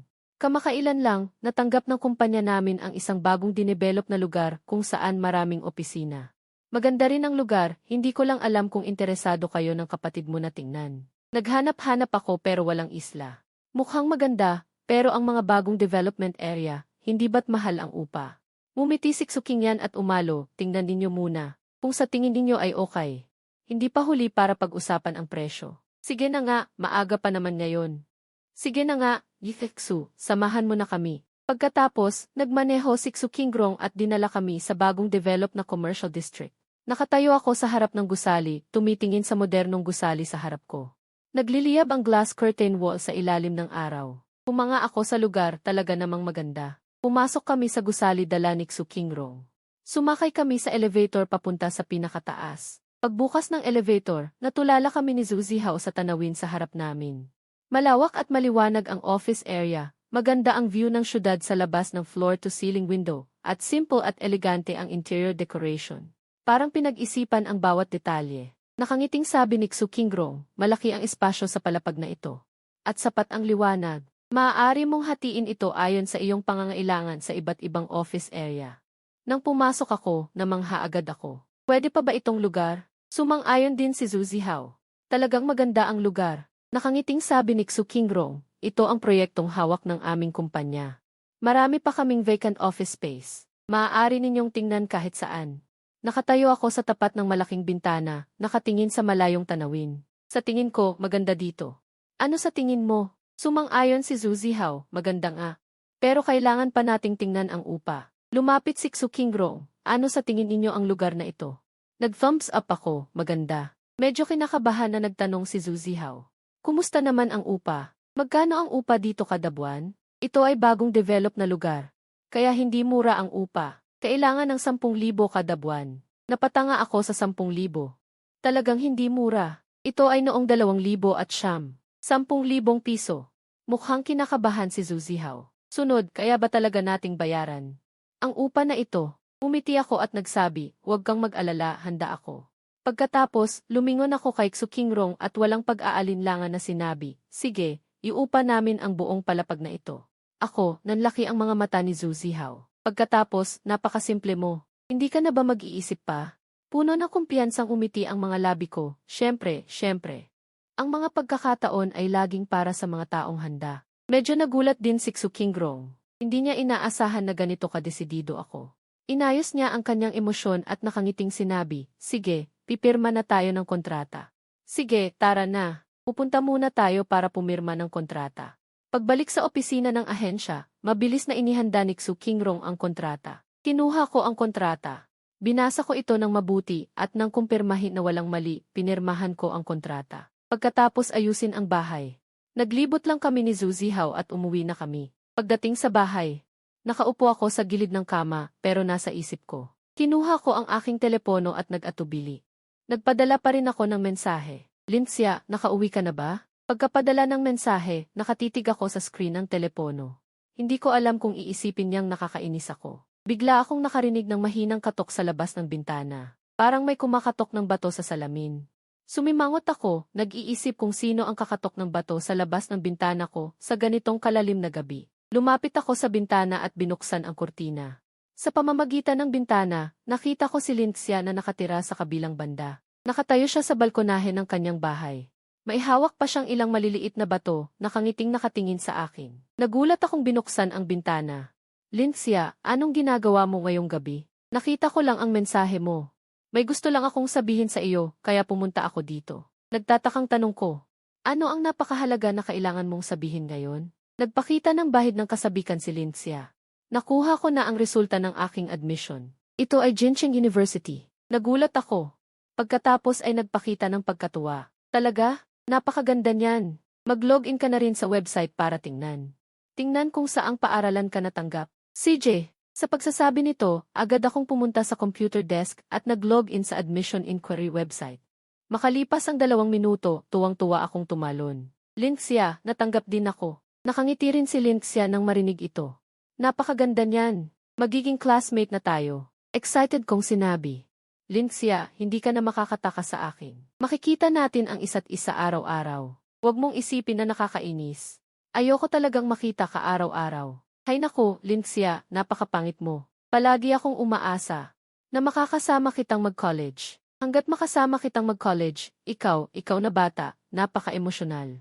Okay, hindi na ako makikipagtalo sa iyo. Sa madaling salita, natutuwa akong makakasama kita sa parehong unibersidad. Hindi pa nawawala ang pamumula sa mukha ni Lindsay, pero may ngiti sa kanyang labi at masaya rin ako. Gabi na, matulog ka na. Marami kang gagawin bukas. Umiti ako at tumango. Sige na, Siaksya. Matulog ka na rin. Good night. Kumaway si Lindsay. Good night, Xiaojing. Isinara ko ang bintana at humiga sa kama na masaya. Ngayong araw, hindi lang nakuha ko ang suporta ng mga magulang ko. Nagkaroon din ako ng masayang pakikipag-ugnayan kay Lindsay. Talagang 2 beses na sorpresa. Nakahiga ako sa kama, iniisip ang ngiti ni Lindsay. Hindi ko napigilan ang matawa. Hindi na makakataka si Lindsay. Makikita niya ako araw-araw. Ito ang plano ng Diyos. Sa 2 buwan ng bakasyon, habang nagmamadali akong kumuha ng lisensya sa pagmamaneho. At naghahanda ng studio, isang maaraw na umaga, natapos ko na sa wakas ang huling bahagi ng praktikal na pagsusulit sa pagmamaneho. Masaya kong kinuha ang aking lisensya sa pagmamaneho. Bumalik ako sa studio at sumigaw kay Zuzihaw. Ako na ngayon ang tunay na bihasang driver. Tumingin sa akin si Zuzihaw at mumiti ng walang magawa. Jingje, hindi madali ang pagkuha mo ng lisensyang iyan. Araw-araw, naririnig ko kang nagsasalita tungkol sa pagsusulit. Halos maging mapurol na ang mga tenga ko. Buong pagmamalaking ikaway ko ang lisensya sa aking kamay. Ito ang patunay ng aking pagsisikap. Sa hinaharap, hindi na ako mag-aalala sa pagkuha at paghahatid kay Lindsay. Ngumiti si Zuzihaw at umiling. Palagi mong iniisip si Lindsay. Huwag mong kalimutan ang tungkol sa studio. Huwag kang mag-alala. Patuloy kong binabantayan ang mga bagay sa studio. Tingnan mo, kumpleto na ang mga kagamitan. Nag-hire na rin ako ng ilang tao. Sa susunod na ilang araw, maaari na itong opisyal na gumana. Tumango si Zuzihaw. Sige, abangan ko kung paano mo gagawin ang studio. Buong bakasyon. Kami ni Zuzihaw ay naging abala at masaya. Hindi lang namin naitatag ang studio, kundi nakakuha rin kami ng ilang maliliit na proyekto. Ito ay itinuturing na paunang pagbubukas sa merkado. Bago magsimula ang klase, naghanda akong umuwi para ayusin ang aking mga gamit. Pagdating ko sa bahay, naghihintay na ang aking mga magulang sa sala. Sa pagkakita sa akin ng aking ina pagpasok ko, nagsimula na siyang magsalita. Xiaojing, kapag pupunta ka sa kolehiyo, siguraduhin mong alagaan mo ang iyong sarili. Huwag kalimutang kumain, siguraduhin magpahinga. Umikot ang mga mata ko. Nanay, ang kolehiyo ko ay nasa susunod na bayan lang. Hindi bababa sa 20 minuto ang biyahe sa high-speed rail. Kung mangulila ako sa bahay, babalik lang ako, hindi ba? Nagalit ang aking ina at tumapik sa lupa. Anak, palagi kang pasaway. Kapag nasa kolehiyo ka na, kailangan mong matutong maging malaya. Ano ba naman ang pagbabalik mo palagi? Tama ang nanay mo, segunda ng aking ama. Ang buhay kolehiyo ay isang magandang pagkakataon upang mahasa ang sarili. Huwag mong laging isipin na umuwi. Naging mausisa ako. Alam ko, aalisin ko ang aking sarili. Bukod pa riyan, isa akong lalaking matuwid at matatag. Naintindihan ko. Aalagaan ko ang sarili ko. Saka, lalaki akong matatag. Habang nilalagay ng nanay ang mga gamit sa maleta, patuloy siya sa pagrereklamo, binata ka na. Hindi mo marunong maglaban ng medyas, binata ka pa ba? Sa tingin ko gusto mo na ngang dalhin ang buong bahay sa paaralan. Walang nagawa ang ulo ko, Nay, pwede bang huwag ka nang magdala ng ganoon karaming gamit? Masyado naman yatang sobra. Tiningnan ako ng nanay, ano ng sobra? Lahat ng ito ay para sa iyo, ang pagkain, ang damit, ang gamit, lahat ay hindi dapat mawala. Tiningnan ko ang maleta na puno na. At huminga ng malalim, Nay, talagang hindi ko kailangan ng ganito karaming gamit. Hindi pa rin sumusuko ang nanay. Hindi pwede. Kung may kulang ka, babalik ka pa rin ba? Mas mabuting magdala ng sobra para hindi ka mahirapan. Hindi ko talaga mapigilan ang aking ina, at ayoko ring magpagod, kaya pumayag na lang ako. Sige, sige. Kayo ang bahala, susundin ko kayo, kung ano ang gusto ninyong dalhin, iyon ang dadalhin natin. Pagkatapos ayusin ang mga gamit, binuhat ko ang aking bag, handa na akong umalis papunta sa paaralan. Habang papalabas ako, kumaway ako sa aking mga magulang na alis na ako. Pagkalabas ng bahay, mahaba akong napahinga. At dumiretso ako sa bahay ni Lincia. Pagdating sa tapat ng bahay ni Lincia, huminga ako ng malalim. At pinindot ang doorbell. Makalipas ang 2 segundo, bumukas ang pinto, at si Tio Lin ang nasa pinto. Pagkakita sa akin ay kumunot ang noo. Bakit ka nandito? Agad akong umiti. Tio Lin, nandito po ako para tingnan si Lincia. Tinitigan ako ng seryosong mukha ni Tio Lin. Ikaw, narinig ko na pareho kayo ni Lincia na nakapasok sa iisang universidad. Sinasabi ko sa iyo, kahit na sa iisang paaralan, hindi mo dapat guluhin ang anak ko sa kolehiyo. Agad akong tumango, opo, Tio Lin, tama po kayo. Talagang hindi ko guguluhin si Lincia. Upang mapaginhawa ang sitwasyon, nagpa siya akong ilihis ang usapan. Napaisip ako bigla na si Tio Lin ay nababagabag dahil sa isang kaso nitong mga nakaraang araw, kaya maingat akong nagtanong. Tio Lin, mayroon na po bang bagong pag-unlad sa kaso? Nagliwanag ang mata ni Tio Lin. Halatang ayaw niyang pag-usapan ang paksang ito. Huwag mo nang pakialaman ang mga bagay na iyan, mag-aral ka ng mabuti. Huwag kang magtanong ng mga bagay na hindi mo dapat itanong. Kinamot ko ang aking ulo at nagpatuloy sa pagsasabi. Nag-browse ako sa forum ilang araw na ang nakakaraan. Nakita ko rin ang insidenteng iyon, ang serial murder case. Sa tingin ko, paano kung hindi iyon serial murder case? Gaano kasikat ang salarin? Naghintay si Tio Lin saglit, hinahaplos ang kanyang baba, tila nag-iisip sa aking sinabi. Pagkatapos ay bigla siyang tumingin sa akin at pabirong sinabi, matalino ka rin pala, bata. Pero hindi mo dapat problemahin ang mga bagay na iyan. Tumawa ako, naiisip ko lang naman. Dahil napakakomplikado ng kaso, paano kung hindi talaga ito serial killer, at ang salarin ay talagang napakasikat. Habang sasabi pa sana si Tio Lin ng kung ano, biglang lumiwanag ang kanyang mga mata, tila may naisip bigla. Isang mahalagang bagay, bigla siyang tumayo at itinulak ako. Huwag kang kung ano-anong sinasabi dito, may importante akong kailangang asikasuhin. Medyo napaatras ako dahil sa pagtulak. Halos matumba ako. Sa isip ko, siguradong napukaw siya ng aking sinabi. Mukhang imbestigahan niya ulit ang kaso. Sa pag-iisip nito, isang nakakatuwang ngiti ang sumilay sa aking mga labi. Nagpa siya akong palihim na pumasok sa bahay nila Lin, baka sakaling magkaroon ako ng pagkakataong makasama ng mas matagal si Lincia. Dahan-dahan akong lumapit sa pintuan at nakitang hindi ito nakasara ng mahigpit. Itinulak ko ang pinto at pumasok akong nakayuko. Tahimik ang buong bahay, tila walang nakapansin sa aking pagdating. Palihim akong lumapit sa sala. Habang naghahanda akong magpatuloy, bigla akong nakarinig ng isang magandang tugtog ng piano na nagmumula sa loob ng bahay. Sinundan ko ang tunog at nakita ko si Lincia na nakaupo sa harap ng piano, seryosong tumutugtog ng isang magandang piyesa. Ang kanyang likuran sa liwanag ng araw ay tila napakakinis. Nag-udyok ito sa aking isipan na gulatin siya. Palihim akong lumapit sa likuran ni Lincia at biglang sumigaw, wow, siyak-siya. Ang galing na ng iyong pagtugtog ng piano. Nagulat si Lincia sa biglaang sigaw at napalitan ng kanyang mga daliri ang tono. Natigil ang tugtog. Bigla siyang lumingon at nakita akong nakatayo sa likuran niya. Nagagalit siyang napamura, ang layo na ng gabi, siya, paano ka nakapasok? Napakagulat ko. Tumawa ako at nagbukas ng aking mga kamay, hindi nakasara ng mahigpit ang pinto. Kaya natural na itinulak ko lang pumasok. Umalis na ba si Tio Lin dahil may importante siyang lakad? Naisip ko lang na silipin ka. Ang tapang mo talaga, kung malaman ito ng tatay ko. Hindi ko alam. Nandito ako para makipag-usap sa iyo. Bukod pa riyan, dahil wala si Tio Lin sa bahay, panatag ako. Talaga namang wala kang hiya. Pero salamat sa sinabi mo kanina. Mukhang napakatalino mo, di ba? Ang pagiging tensyonado ni tatay, siguradong may nasabi ka. Ngumiti ako ng may pagmamalaki. Siyempre naman, ako ang sikat na henyo sa investigasyon. Siguradong napukaw ko si Tio Lin kaya siya nagmadaling bumalik sa presinto para imbestigahan ulit ang kaso. Huwag ka nang magyabang dyan. Sa totoo lang, sa tingin ko rin ay may punto ka. Serial killer. Kung hindi isang tao lang ang gumawa, talagang posible na marami silang nagtutulungan. Tumango ako.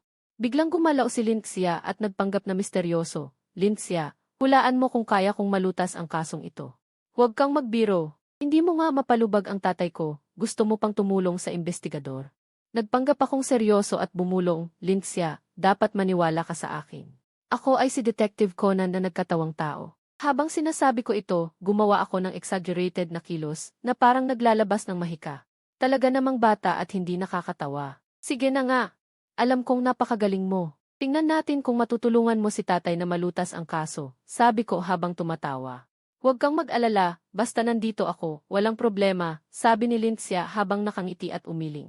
Pagkatapos ay tila may naisip siya at biglang lumiwanag ang kanyang mga mata. Miss, napakaganda ng kantang kinanta mo nung huli. Sa tingin ko, pwede mo itong i-record at i-post sa internet, baka sumikat.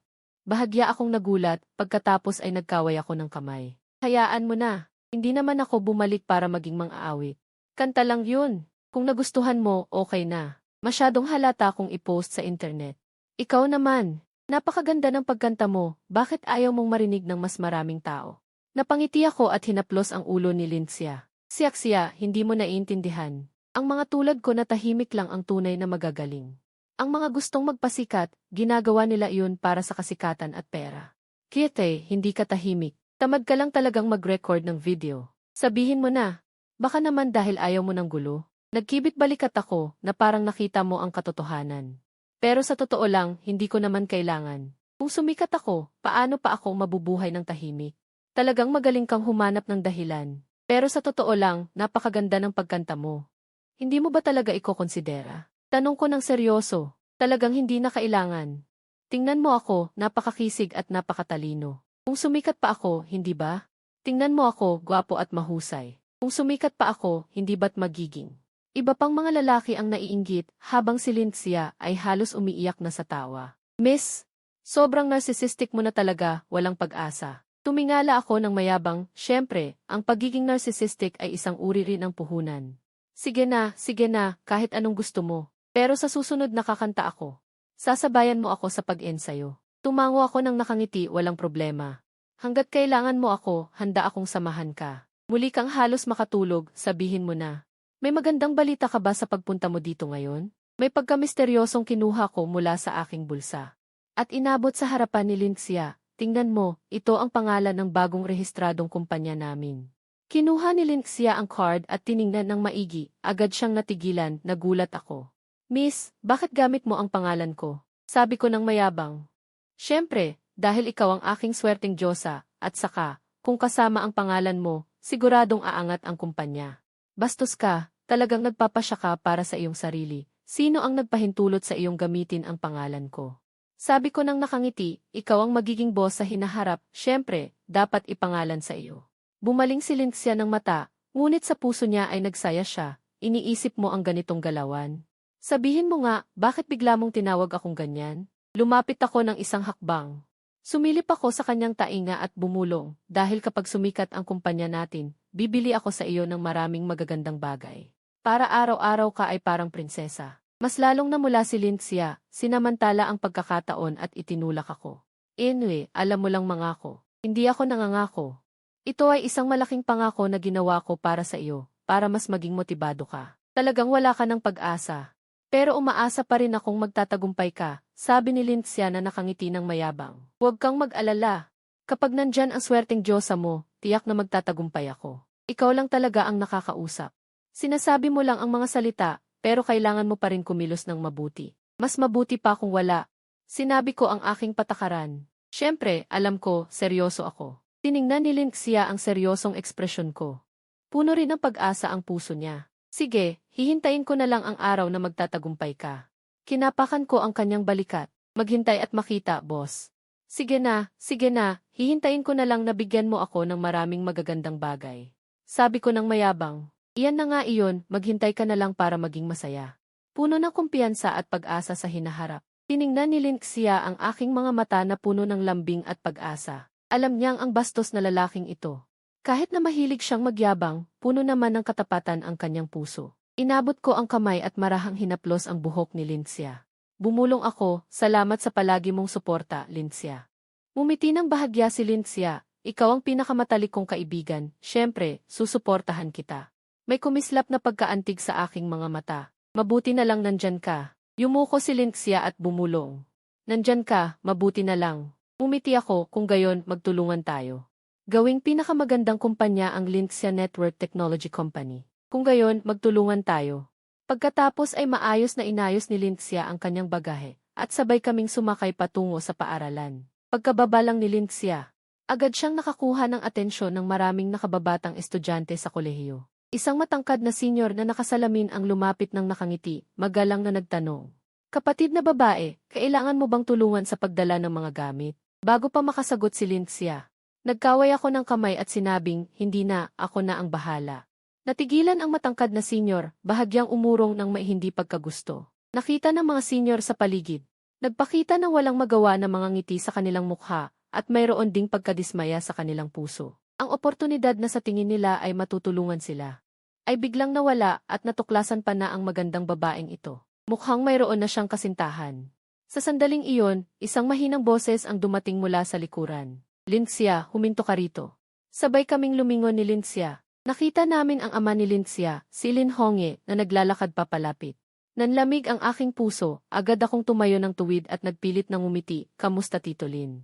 Bakit ka nandito? Lumapit si Lin Hongye sa akin, bahagyang nagsilip ang mga mata. Malamig niyang sinabi, ano ang ginagawa mo rito? Umisi ako ng may pagkawalang hiya. Nandito ako para tumulong kay Linksya sa trabaho. Umismid si Lin Hongye, biglang itinaas ang kamay. Malakas niyang sinampal ang aking baywang. Naramdaman ko lang ang matinding sakit sa aking baywang, hindi ko mapigilan ang sumigaw. Malamig na sinabi ni Lin Hongye, bata, babalaan kita, huwag mong pag-aariin ang anak ko. Yumuko ako, puno ng sakit, sabi ko, Tito Lin, hindi ka maganda.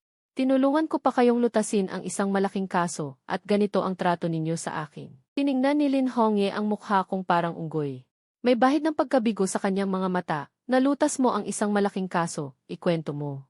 Habang ninunguya ko ang aking bagang at itinataas ang aking dibdib, pilit akong nagpapakita ng seryosong ekspresyon, tungkol doon sa serial killer case noong nakaraan. Hindi ba ako ang nagpaalala sa iyo para mahanap ang mahalagang ebidensya? Nginisya ni Lin Hongye. Ang tawag mo ba doon ay tulong? Swerte lang iyon. Masakit ang loob kong iginuhit ang aking baywang habang umiiyak at nagdadabog, sabi ko. Tio Lin, hindi iyan patas. Buong puso kong tinulungan kayong ayusin iyon. Nakita ni Linksya ang aking nakakaawang hitsura. Hindi niya napigilan ang pagtawa. Pagkatapos ay lumapit siya sa kanyang ama, hinila ang manggas nito, at mahinang sinabi, Pa, si Xiaojin ay buong pusong tumulong. Huwag mo siyang masyadong paghihigpitan. Nakita ni Lin Hongye ang kanyang anak. Sa pagtatanggol sa akin, lalo siyang hindi natuwa. Tiningnan niya ako. At muling tumingin kay Linksya, sinabi, ano man ang tulong niya, hindi niya pwedeng makuha ang iyong atensyon. Lumayo ka sa kanya. Hindi kalayuan, nakita ng ilang mga senior ang eksenang ito at naramdaman nilang may pagkakataon sila. Para magpakita ng kaunti sa harap ng tatay ni Linksya, kaya lumapit sila para tulungan ka. Sabi ng isang matangkad na senior na may pagpipigil. Tio, kailangan niyo ba ng tulong namin? Malamig na tiningnan sila ni Lin Hongye at ngumisi. Hindi ko na kailangan ang inyong mabubuting intensyon. Pagkatapos ay tiningnan niya ang bagahe ni Linksya at magaan na binuhat gamit ang isang kamay. At naglakad patungo sa dormitoryo. Ang ilang mga senior ay natakot sa tindig ni Lin Hongye at hindi na naglakas loob na lumapit. Nakaramdam sila ng pagkahiya at umurong. Nakita ang pagtatanggol ni Lin Hongye sa kanyang anak, tahimik silang napabuntong hininga. Mukhang hindi madaling kaharapin ang ama ng babaeng ito. Nakita ni Linksya ang maringgal na likod ng kanyang ama at napabuntong hininga. Pa, natakot mo sila. Sabi ni Lin Hongye nang hindi lumilingon, kung natakot sila, di natakot. Para hindi sila magkaroon ng masamang balak. Nakita ko ang likod ni Lin Hongye na mag-isang nagbubuhat ng bagahe. Nagkaroon pa ng ganito sa pamilya ni Lin at hindi pa rin ako binigyan ng respeto. Talagang sobra na ito. Sa sandaling iyon, isang pamilyar na boses ang narinig mula sa malayo. Bro Jin, lumingon ako at nakita ko, ito pala si Zhu Zihao. Mabilis na lumakad si Zhu Zihao. At masayang sinabi, Bro Jin, hindi ko inaasahang makakasalubong kita dito. Napilitan akong umiti. Na, Zihao, nandito ka rin? Ngumiti si Zhou Zihao. Naman, magkakasama na tayo sa iisang paaralan simula ngayon. Magkikita-kita tayo at magkapera na. Wen Yao, itinaas ko ang aking kilay, syempre, sa akin, hindi ka matatakot na hindi kumita ng pera. Tumango si Zhou Zihao ng todo. Tama ka, Bro Jin, marami kang ideya. Kapag nagtulungan tayo, tiyak nakikita tayo ng malaki. Kayo dalawa, gusto niyo lang kumita ng pera pagdating niyo sa paaralan, hindi ba kayo natatakot na pagtawanan ng mga senior at junior? Sabi ko nang may pagmamalaki, tawaan na kung tawanan, mayroon tayong malaking pangarap. Sumang-ayon si Zhu Zihao, tama, ang layunin natin ay maging mga nangungunang startup star. Sige na, talagang kayo na. Pero huwag ninyong kalimutan ang mahalaga. Hindi rin dapat pabayaan ang pag-aaral, sabi ko nang nakangiti. Huwag kayong mag-alala. Kailangan parehong pagtuunan ng pansin. Sige na, hindi na ako makikipag-usap sa inyo. Kailangan ko nang bumalik sa dormitoryo. Pagbalik ni Linxia sa dormitoryo, naghahanda na siya ng gamit nang biglang tumunog ang cellphone niya. Sinagot niya ito at nakita ang pangalan ni Luo Jing sa screen. Hello, Xiao Jinying, anong kailangan? Siya, may libre ka ba ngayong gabi? Lumabas tayo para kumain. Kumain? Sige ba, pero gusto kong isama ang mga kaibigan ko. Naman, isama mo sila. Brother Jin, libre mo kami ng malaking handa. Laging ganyan kakayabang. Siyempre, ang pagiging kampante ay isang uri ng puhunan. Sige, magkikita tayo mamayang gabi. Magkikita tayo ng alas 6 ng gabi. Pagkatapos ibaba ang telepono, sinabi ni Linxia sa mga kaibigan niya. May naglilibre sa atin. Lahat tayo, sama-sama, sabi ni Zhang Xiaomi na nasasabi. Ang galing, libreng handa, sabi ni Lin Wan na nakangiti rin. Tara na, gusto kong makita kung sino ang maglilibre sa atin, sabi ni Zhou Ruonan na nag-aayos ng salamin. Sige, sama-sama tayo, sabi niya na nakangiti. Si Zhang Xiaomi ay sensitibo at mahiyain. Karaniwan siyang hindi lumalabas, ngunit nang marinig niya ang mailibreng handa, lumiwanag din ang kanyang mga mata. Nakaupo siya sa tabi ng kama, medyo kinakabahan, at nagtanong, Linxia, sino ang maglilibre sa atin? Isa kong kaibigan, ang pangalan niya ay Luo Jing. Nang marinig ito, tinaas ni Lin Wan ang kanyang kilay at nagtanong. Luo Jing, nakaka-interes ang pangalan, tila malakas. Ano siyang klaseng tao? Si Zhu Ruonan sa tabi ay nang aasar din, Linxia, hindi ba siya ay isang gwapong lalaki? Makinig ka, mukhang isang gwapong lalaki. Nang marinig ito, namula si Linxia at dali-daling kumaway. Huwag kayong mag-imbento, magkaibigan kami. Nagtanong si Zhang Xiaomi na may pagtataka. Kamusta ang hitsura niya? Napakakisig ba niya? Okay naman ang itsura niya. Pero mahilig siyang magmayabang at mahilig pa akong pagtripan. Narinig ito ni Zhu Ruonan at agad na sinimulan ang pag-asar. Uy, pag narinig ko iyan sa iyo. Mas lalo akong naging mausisa. Pag nakita namin siya mamayang gabi, kailangan talaga naming silipin siyang mabuti. Bahagyang umiti si Lin Wan, sige, silipin natin mamayang gabi kung anong klaseng tao talaga siya. Narinig ni Linxia ang tungkol dito at lalong namula ang mukha, hindi ah. Huwag kayong kung ano-ano ang pinagsasabi, sabi ni Zhu Ruonan, pinahaba ang boses, Linxia, nahihiya ka ba? Natawa ng mahina si Zhang Xiaomin, mukhang espesyal talaga si Luo Jing, di ba? Mabait na sabi ni Lin Wan. Kahit anong mangyari, mamayang gabi makikilala na natin siya, sabi niya habang umiinom ng tsaa. Sa kabilang banda, pagbalik ko sa dormitoryo, pagpasok ko palang nakita ko na ang mga kasama ko sa kwarto. Maayos na ang pagkakaayos ng dormitoryo. Ang ilang kasama ko sa kwarto ay inaayos ang kanilang mga gamit. Nang makita nila akong pumasok, lahat sila ay tumigil sa ginagawa nila. Umiti si Wanyang at nagsabi, Heto na, ang pinakapugi sa dormitoryo natin, si Luo Jing. Ang aga mo naman. Masayang sabi ko, ihinatid ko lang ang kaibigan ko. Sabi ni Deng Xiaomin. Wow, Luo Jing, sino tong magandang babae sa wallpaper na to? Ang ganda niya. Pwede mo bang sabihin sa amin kung saan mo na-download yan? Nakisilip din ang iba pa sa kwarto. Tumango sila bilang pagsang-ayon, nga, Luo Jing, maganda tong wallpaper mo. Bigyan mo naman kami ng link. Tinanggal ni Meng Xing ang kanyang headset at nang makita ang babae sa wallpaper. Hindi niya napigilan ang sarili na lumapit. Luo Jing, ang ganda talaga ng babaeng ito. Saan mo nakuha yan? Mayabang kong itinaas ang baba ko, nagpapakita ng pagiging yabang. Ano ang alam nyo? Siya ang magiging asawa ko sa hinaharap. Natigilan si Wanyang, pagkatapos ay tumawa ng malakas, ang magiging asawa mo sa hinaharap. Luo Jing, masyado kang mapagmalaki. Totoo ba yan? May kaugnayan ba talaga sa'yo? Hindi rin naniniwala si Meng Xing, umiling siya sa tingin ko. Siguradong na-download mo lang iyan mula sa kung saan. Huwag ka nang magbiro. Nagkunwari akong nagalit, nagsiselos lang kayo. Alam nyo ba ang ibig sabihin ng destined couple? Maghintay na lang kayo at makikita nyo. Ililibre ko kayo mamayang gabi. Malalaman nyo na mamaya. Ang tatlo ay patuloy na nang aasar. Sige, hihintayin namin. Huwag mong sabihing nagbibiro ka lang pagdating ng oras na yon. Gusto pa naming makilala ang anghel na iyan, ang magiging bayaw namin. Pinagsaluhan ko ang dibdib ko, huwag kayong mag-alala. Mamayang gabi, ipapakilala ko kayo. Sa gabi, kasama ang mga kasama ko sa kwarto, pumunta kami sa restaurant at naghanap ng upuan malapit sa bintana. Sabi ko, Luo Jing, huwag mong kalimutan. Mamaya, kailangan nating makita ang magiging asawa mo sa hinaharap. Sumang-ayon si Wu Ziao. Narinig ko ang pang-aasar mo buong hapon, sa wakas makikita na natin mamaya. Lumapit din si Mengxing para mang-asar, sana hindi mo kami niloloko. Hindi basta-basta makikilala ang isang magandang babae. Huwag kayong mag-alala, maniwala kayo sa akin. Maghintay lang kayo. Halos nandito na sila. Mahinang sabi ni Wan Yang kay Wu Ziao at Mengxing. Tumaya tayo. Gaano kaya kaganda ang babaeng sinasabi ni Lu Jing? Umiti si Wu Ziao at sinabi, sige, tumataya ako na nagbibiro lang siya. Tumawa rin si Mengxing, tumaya rin ako na nagbibiro lang siya. Tumango si Wan Yang. CJ, biglang lumitaw sina Linxia at ang kanyang mga kasama sa kwarto at kumaway. Linxia, dito. Nakangiting lumapit si Linxia nang makita niya ako. Ang tatlong kasama niya ay sumunod sa kanya. Nakita ng mga kasama ko si Linxia. At ang kanyang mga kasama, hindi nila napigilan ang paglaki ng kanilang mga mata. Umisi ako at sinabi, oh, di ba? Hindi ako nagbibiro. Umiti si Linxia at bumati. Paumanhin, nahuli kami. Ang mga kasama ni Linxia. Lahat sila ay ngumiti at bumati sa lahat. Ang mga kasama ko sa kwarto.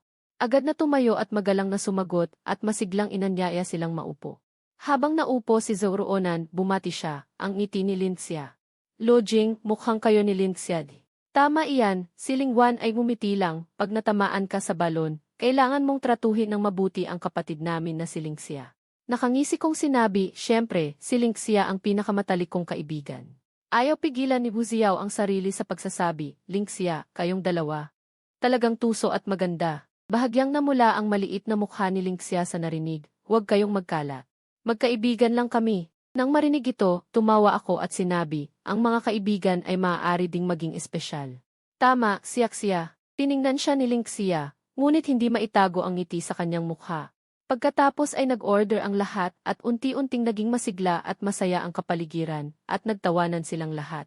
Sumali rin sa usapan sina Zhang Xiaomin at Zhouruonan, tanging si Lingwan lamang ang medyo tahimik, ngunit palaging nakatingin ang kanyang mga mata.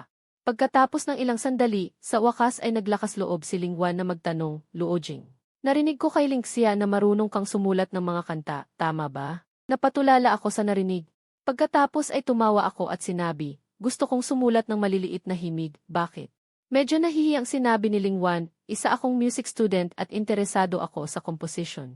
Narinig ko kay Linxia na nagsulat ka ng kanta na Flower Sea. Maaari ko bang makita ang sheet music ng kantang iyon? Siyempre.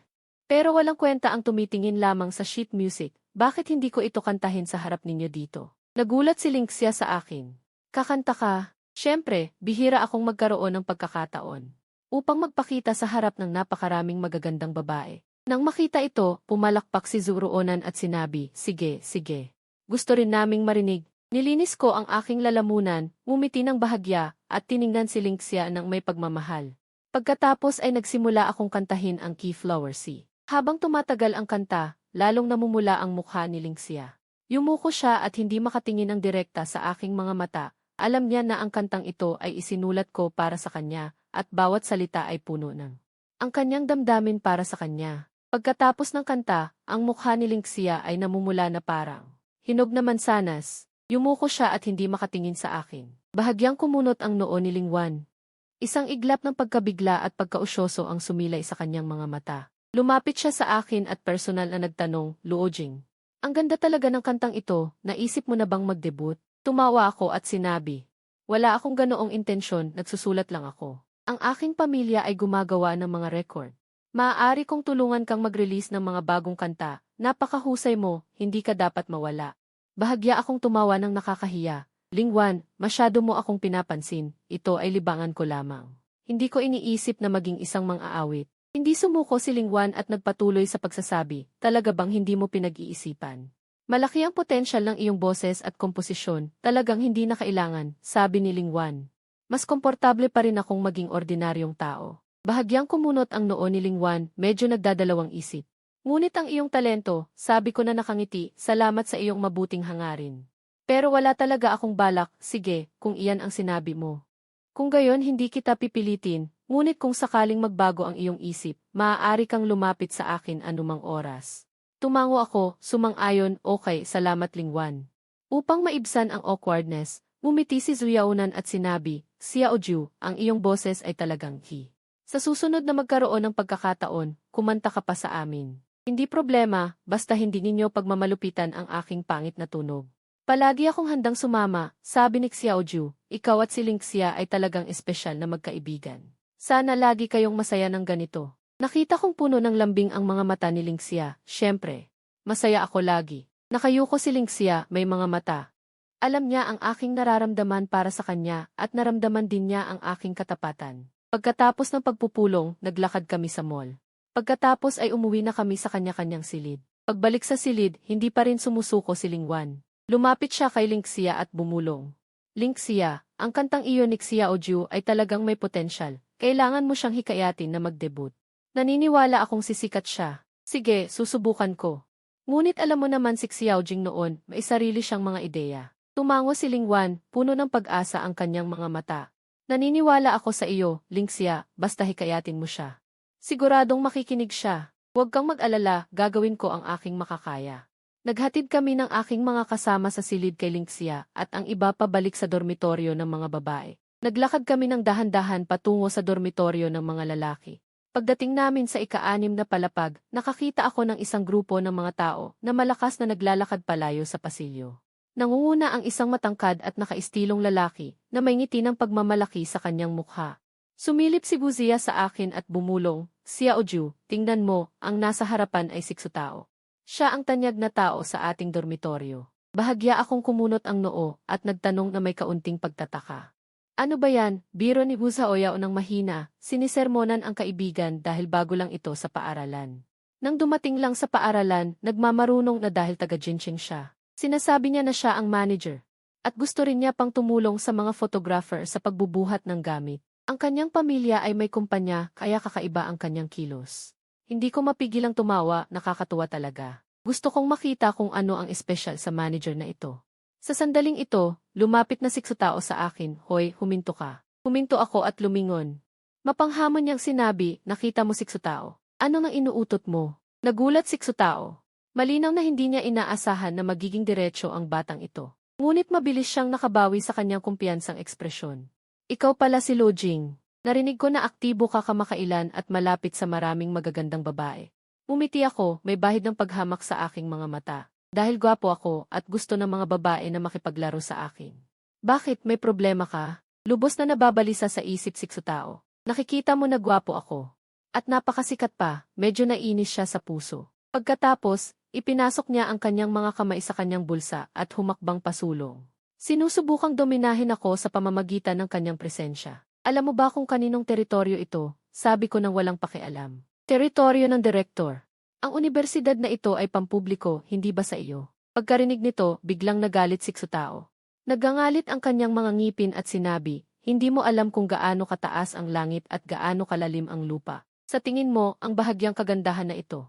Maaari mong gawing magulo dito. Umisi ako ng bahagya at walang takot na sumagot, maaari mo akong magulo dito. Pinintasan ko si Xutao nang walang pakialam. Maniniwala ka ba o hindi? Ngunit depende iyan kung may kakayahan ka. Nakita ng ilan sa mga tauhan ni Xutao na hindi maganda ang sitwasyon. Agad silang sumulong at hinawakan siya. Kuya tao, kalimutan mo na lang, bulong ng isa sa mga tauhan. Huwag mo siyang pansinin. Masamang tiningnan ako ni Xutao, naggangalit ang mga ngipin at sinabi. Hintayin mo ako. Hindi ito tapos. Numerot ako ng may paghamak. Handa akong sumama anumang oras.